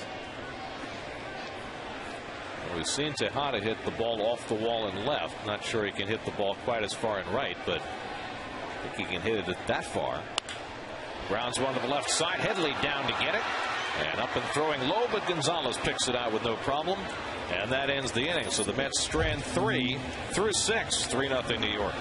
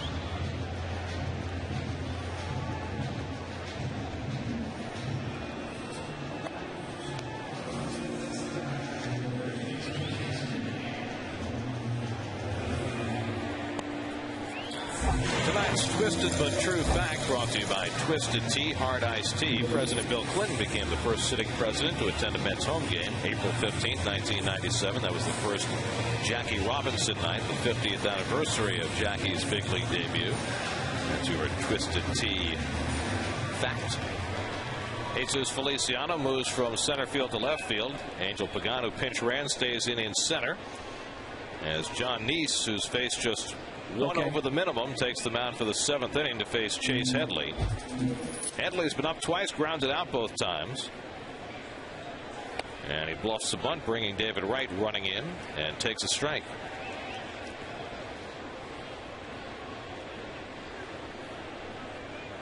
John Neese has generated 10 ground ball outs over the first 6 innings. And another chance for one here. Wright with a quick toss, and Headley retired, one away. Let's check in with Kevin. Wonder, guys, what it does to a team when you're like the Padres and don't have, much of a way to score offense on most nights. I mean, most games you win by a run, you win low-scoring games. I talked to Chase Headley about it, and he said, in some ways I actually like it. It's old-time National League baseball. It makes every at-bat important. You have to move the runner. You have to do the little things, and I actually like playing that way. David Eckstein, after the first game on the field, I asked him if that adds pressure, and he said, I don't think it adds pressure. It's the way we have to play to win. Keith, if you're on a team like that and you do everything you can to generate runs, does that add pressure? I mean, does it make it harder to go out and just be loose and do your thing? Well, it doesn't make it harder. It's just you've got to have, to me, the focal point is on this man right here up at the plate. I mean, he's the guy that's got to drive in the big runs. It was much like Barry Bonds was the big guy with the Giants, but I think there's not a whole lot around Gonzalez, and he's the guy that can't press. And the Padres have been a big surprise doing the little things. They steal bases. Eckstein's that kind of veteran leadership. It kind of reminds me of when you guys played the Cardinals in the mid-'80s, and they had Jack Clark, who was the big bomber in the middle of the lineup. Really the only guy who scared you as far as the home run ball was concerned, but the other guys around him could do so many things to generate runs. The other guys around them were so much more talented than this bunch out here. I mean, that was a very good Cardinal team that went to 3 World Series in the 80s. But just in terms of the lack of power. Right. The big ballpark and more speed. I mean, Whitey did the right thing with the AstroTurf. Speed and defense and pitching. John Neese has been magnificent tonight. He's gotten Gonzalez on 2 ground balls. 2-2 to him here. And he drops down and misses wide with a curveball. 3-2. Haven't seen Neese do this all that much. Once in a blue moon. Unlike Oliver Perez, who loved to drop down in his heyday. And he gets Gonzalez swinging at the cutter. John Neese with his 5th strikeout. He's now retired 14 in a row.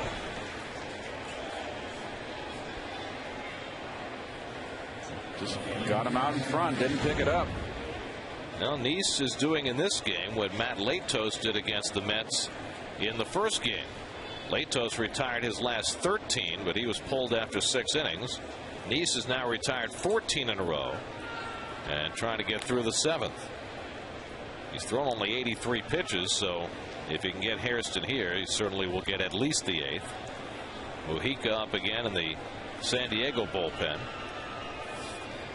John Garland has thrown only 78 pitches through his 6 innings.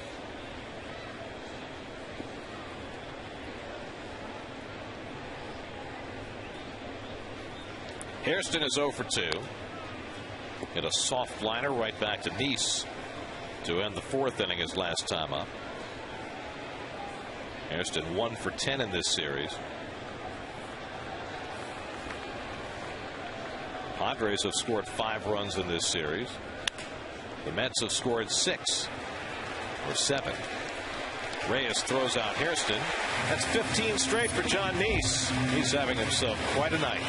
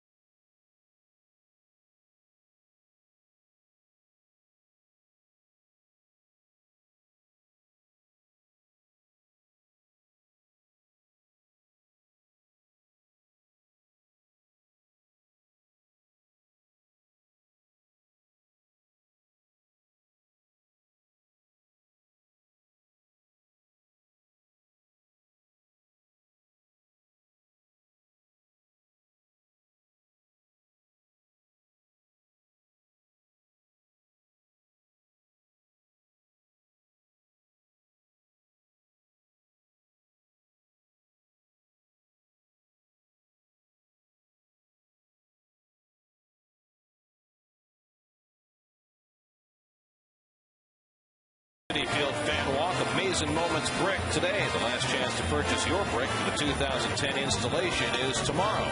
Get to Mets.com/fanwalk. Padres go to the bullpen. We misstated Garland's pitch count. He threw 97, so he's out of there. And Edward Mujica is on for the 7th. Edward was Larry after the first game, giving up that solo shot to Ike Davis. 29 innings pitched. He's given up 8 home runs. That's a lot of bombs. Meanwhile, John Neese, who's working on a one-hit shutout, will continue on and take the turn at bat here in the bottom of the 7th. Neese has walked and scored a run and taken a call third strike, 0 for 1. It'll be Neese, then Jose Reyes, and Jesus Feliciano here in the bottom of the 7th.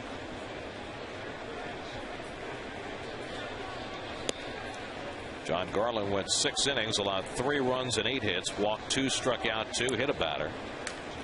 Well, the 1 inning that he gave up the 2 runs, going to kick himself after this one if he loses, is the 3rd when he leadoff walked to Jonathan Neese, who wound up scoring. Mujica on Tuesday night came on to pitch the 10th. Reyes on deck. He almost gave up a game-winning home run in the 10th. The ball that Angel Pagan hit back in the Mo zone that almost went out and went for a fan interference triple. In any other ballpark in the National League, that ball is way out of the ballpark. Here it was not. And then the one Davis hit, well, that was about 100 feet farther.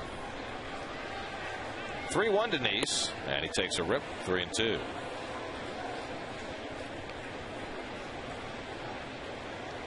The home run that Davis hit was his 2nd against Mujica in 2 weeks. Ball 4, and Neese has walked for the 2nd time. So the Mets get the leadoff man on in the 7th. Let's see what's coming up tonight on Geico Sports Night and check in with Gary Apple.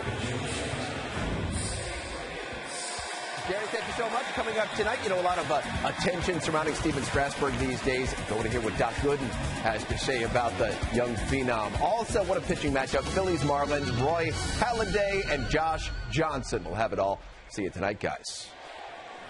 All right, Gary, we'll see you later. Here's Jose Reyes, who's 3 for 3 tonight. Single to center, a bunt hit, and then an infield hit. And takes a rip, 0-1.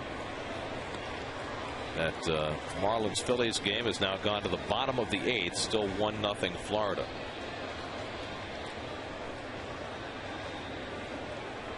The only lefty in the Padres bullpen, Joe Thatcher, is getting up.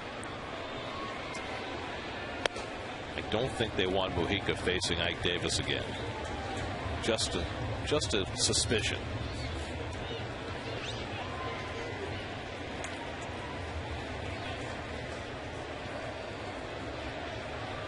Mujica's got to throw some strikes.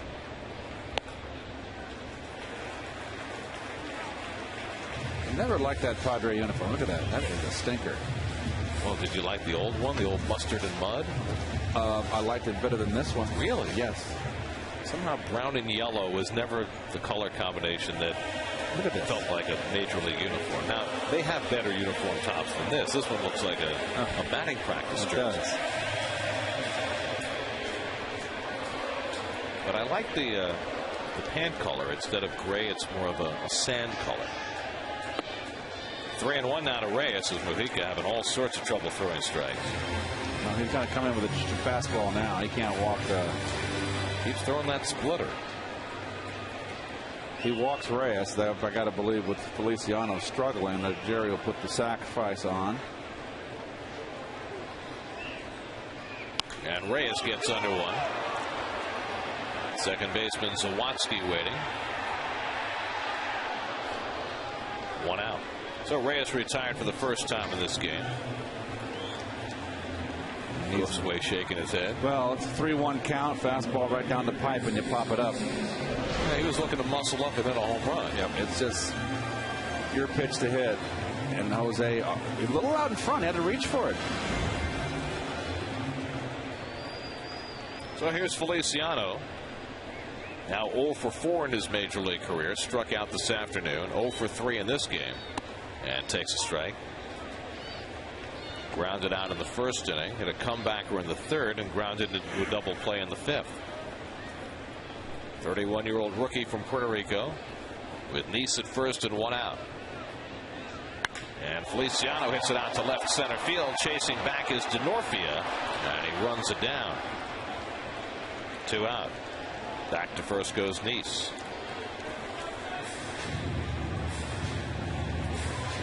Best ball that Feliciano has hit in his 5 big league at-bats. Still looking for that first hit. Now David Wright, who's 0 for 3 in this game, but drove in a run with a 3rd inning groundout. Mets have 3 runs and 8 hits. The Padres no runs and 1 hit. If John Neese plays his cards right, he not only might have a chance to finish this game, but he might be able to finish it without facing Adrian Gonzalez again. He's been that good tonight. Well, he's handled Gonzalez 0 for 3 with a strikeout. Neese gave up a leadoff double to Denorfia in the 3rd. Since then, 15 in a row he's retired.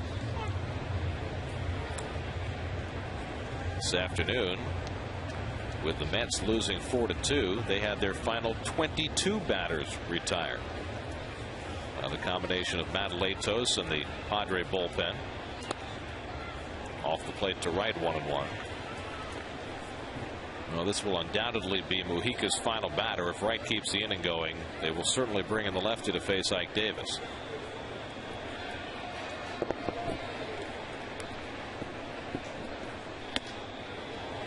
High fastball, and Davis swings under it, 1-2. Well, there's that up and in fastball, and it wasn't meant to be up and in. Perfect spot.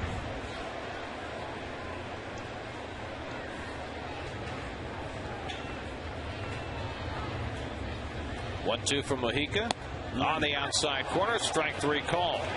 So after the leadoff walk, Mujica gets the next 3. Neese goes back to the mound for the 8th, working on a 1-hit shutout.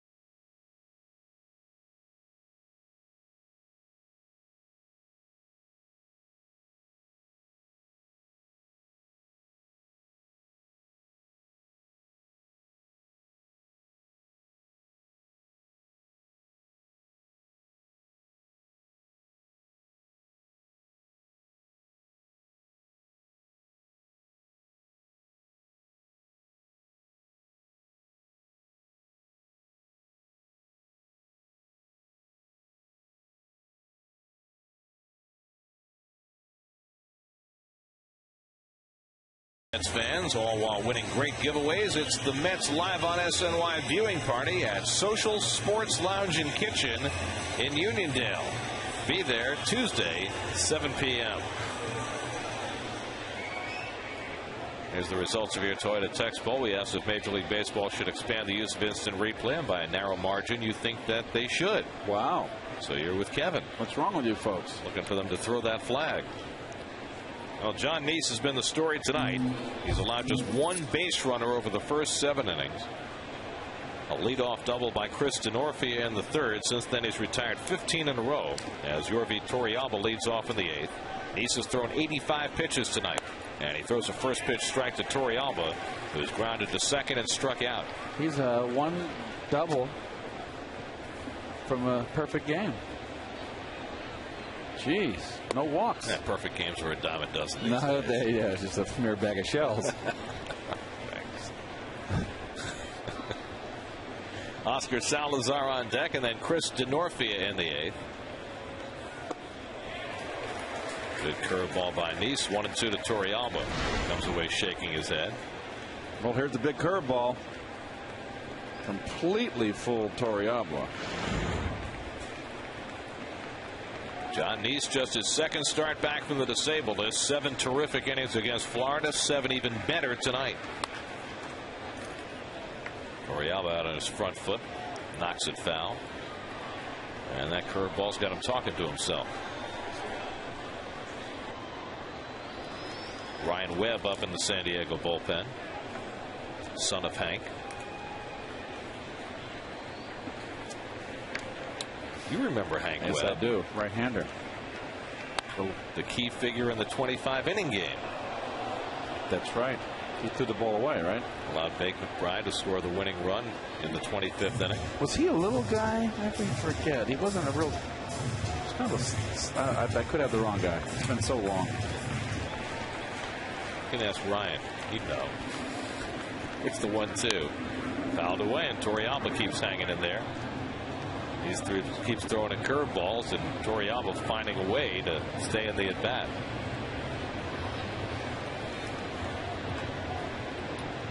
Well, Halladay left for a pinch hitter in the bottom of the 8th, and the Marlins have gotten a run against the Philly bullpen. It's 2-0 in the 9th. Johnson's gone 8 innings, no runs, 3 hits. Got to figure he's going to try and finish that game, right? Nice at 92 pitches here, 7 of them in this at bat to Torrealba. Fly ball, center field. Pagan has it lined up. 1 out of the 8th. Time to check in with Chris Carlin. He's standing by for a New York State Smokers Quit Line game break.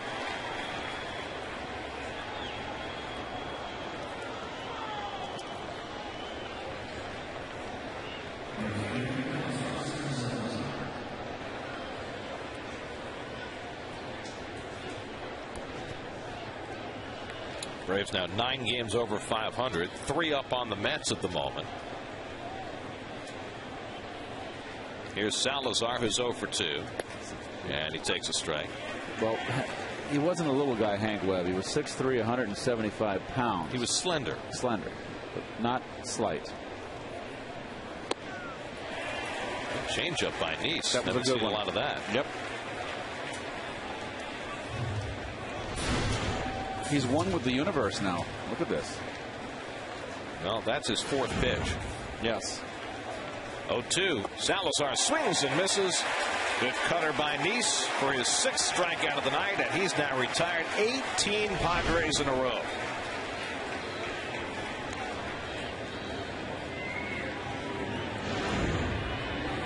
So 2 out and nobody on, and now the only man to reach against Nice tonight, the Connecticut native Chris DeNorfia, will step in. DeNorfia doubled down the right field line to open the 3rd.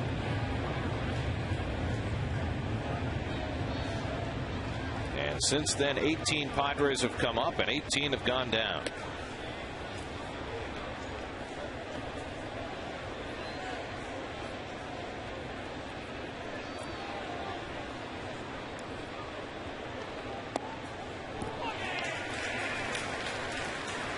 One and one.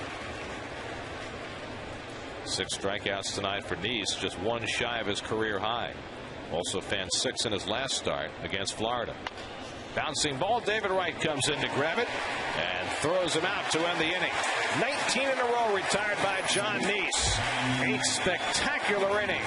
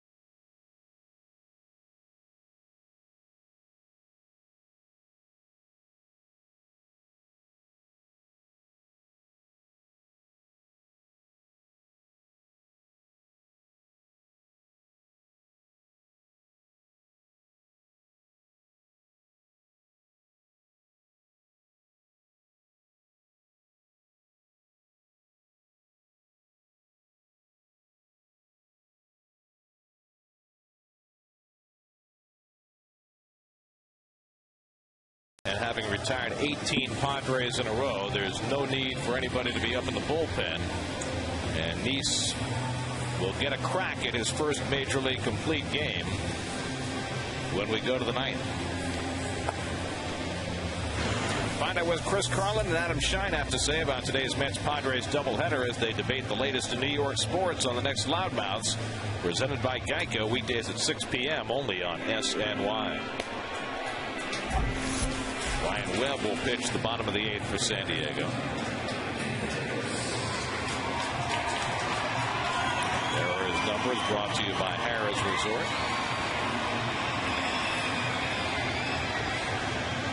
Ike Davis will lead off for New York in the bottom of the 8th. Ike is 2 for 3 in this game. Drove in a run with a third inning single, and the only time he was retired was on a fly ball to the warning track and left back in the first. And now K-Rod's going to get up and start to throw lightly. But you have to believe that Nice is going to get every chance in the ninth. K-Rod's just going to be up and ready just in case.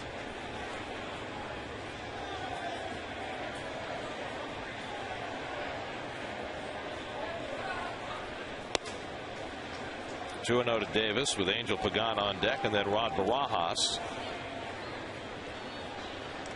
That's got a run in the second and 2 in the third, and so far that's been plenty for John Nice.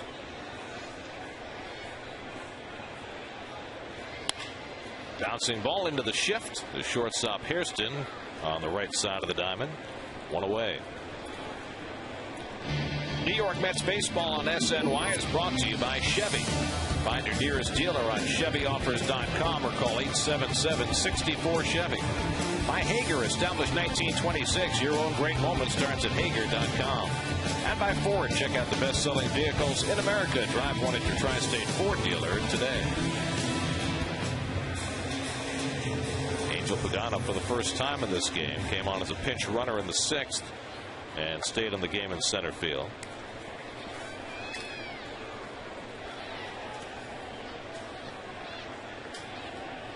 And Angel trying to drop down a bunt, and it sits in fair territory. Torrealba hesitates and then throws him out. The ball actually started out foul and then curled back fair, and Torrealba was right there to pounce on. And a sidewinder here. He's got to grab it once it gets fair. He was smart. He waited for it to get fair. He knew exactly what he was doing, I think. So 2 out, and now Rod Barajas coming up. If you're worrying about pitch count with Nice going to the ninth, he's thrown 99 pitches. His season high was 116. He did that in 5 1/3 innings against the Braves back on April 24th. He threw 90 in his last start, the first one off the DL against Florida. 99 so far tonight. Barajas 1 for 2, singled, grounded out, was hit by a pitch. The Padres will have 8, 9, and 1 in the order in the 9th inning. Lance Sawatsky, then the pitcher's spot, and then Jerry Hairston. Nice has faced just 1 over the minimum.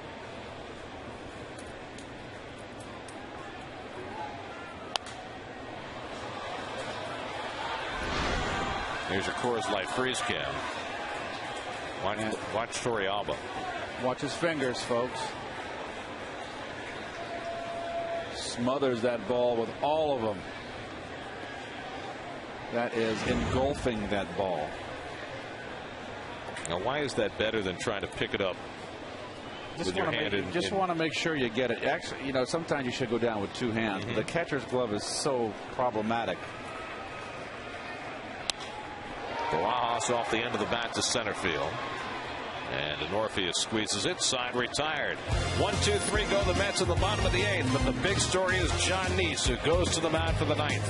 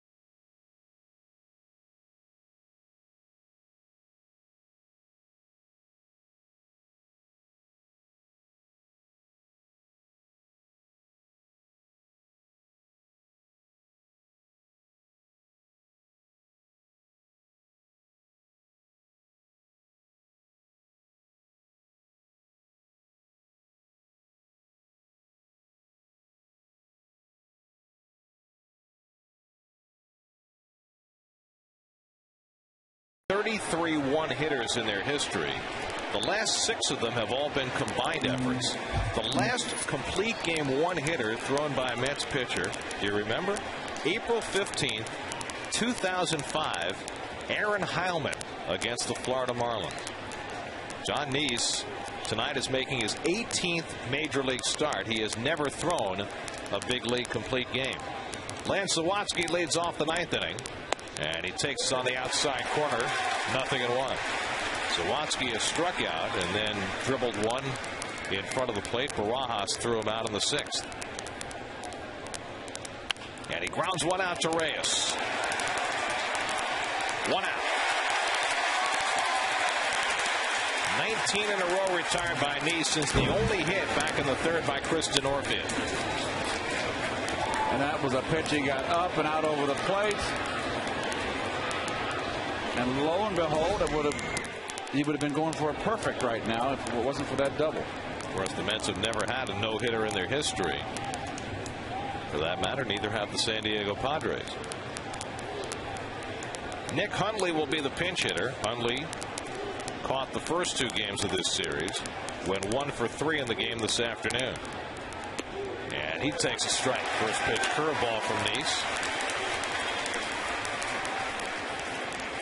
There have been 25 complete game one-hitters in Mets history. Neese is trying to etch one tonight. Grounded foul. 0-2 to Hundley. It was really telling when Neese took the mound for this 9th inning. When he ran out of the dugout, the crowd erupted. Yes, they did. The very idea of a complete game so excites people these days. The Mets have not had a complete game this year. 0-2 to Hundley. And the backdoor curveball misses. For the first time this season, the Mets had a pitcher go 9 innings on Tuesday night, but Mike Pelfrey's 9 innings were not enough for a complete game as the game went 11. 104 pitches for Neese. 1 out of the 9th. 1-2 to Hundley. Off the corner. 2-2.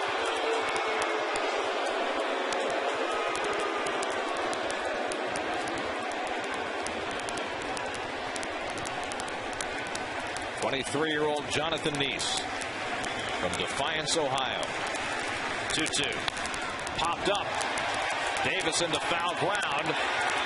Has plenty of room. 2 out. 20 in a row retired by John Neese. He needs 1 more.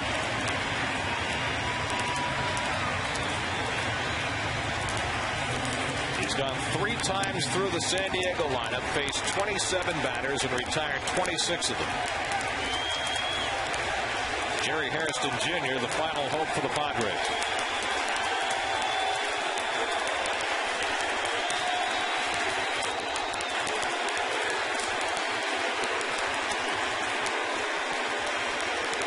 Hairston is 0 for 3. Ball 1.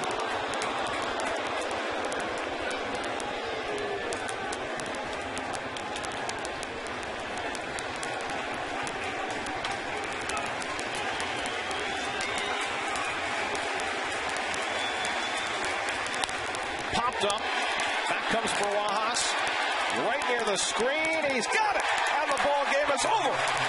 Jonathan Neese has thrown a 1-hit shutout.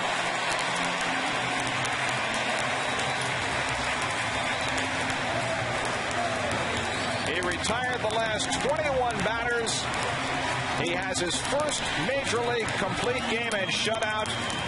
A magnificent performance by John Neese in his 18th Major League start. A 1-hit shutout. No walks. Padres will only take 1 hit home with them and 1 man left on base. 1 double prevents the perfect game. But what a performance from Jonathan. Second start off of the disabled list with the pulled hamstring. And that picture says 1,000 words right there. Congrats.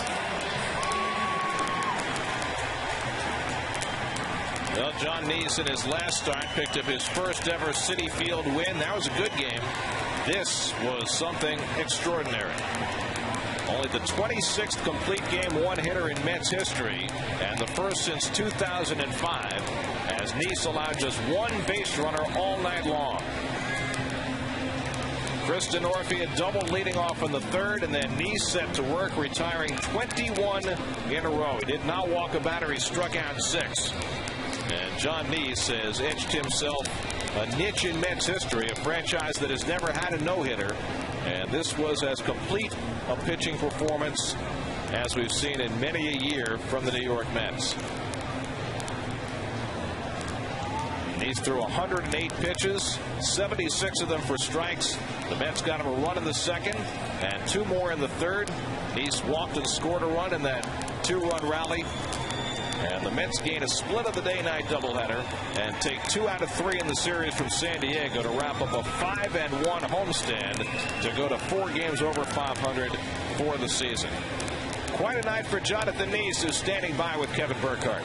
Jonathan, that was some performance. I mean, did you feel the energy? I mean, the crowd obviously rooting for you when you step on the field there in the ninth, going for the complete game. Yeah, you can't help but smile when the crowd's behind you like that. And, it was good.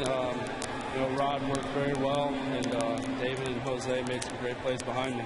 You realize that you're one Kristen Orphea double away from a perfect game tonight? Perfect game? No, I didn't know that, but I thought he made a good swing on the pitch, and he got it out there, and but I didn't really realize that. I was out there making my pitches, and fortunately it worked out. Do you feel this in the bullpen? Is this one of these nights where in the bullpen you're like, wow, my stuff's kind of electric tonight? The bullpen really, I just like to get warm and get hot before the game, but I don't really incorporate my stuff in my bullpen to the game. For the first 2 innings, I kind of see what I have working for me out on the mound, and usually I just work off that. What are you trying to do? What are you feeling like as this game's going on, John? I mean, how are you feeling as this game's going on the mound? Keeping the team in the game. Angel Begon, the king of pies. That one took a while. Is it whipped cream or shaving cream? Whipped cream. Oh, see, these are the good kind of pies. I'm sure it tastes great tonight. John, tremendous performance. Congrats on that, all right? All right, thank you. Jonathan Nice, everybody. Guys, let's go back up to you. Well, John is not a man of many words, but he is turning into a pitcher who the Mets can put a lot of stock in.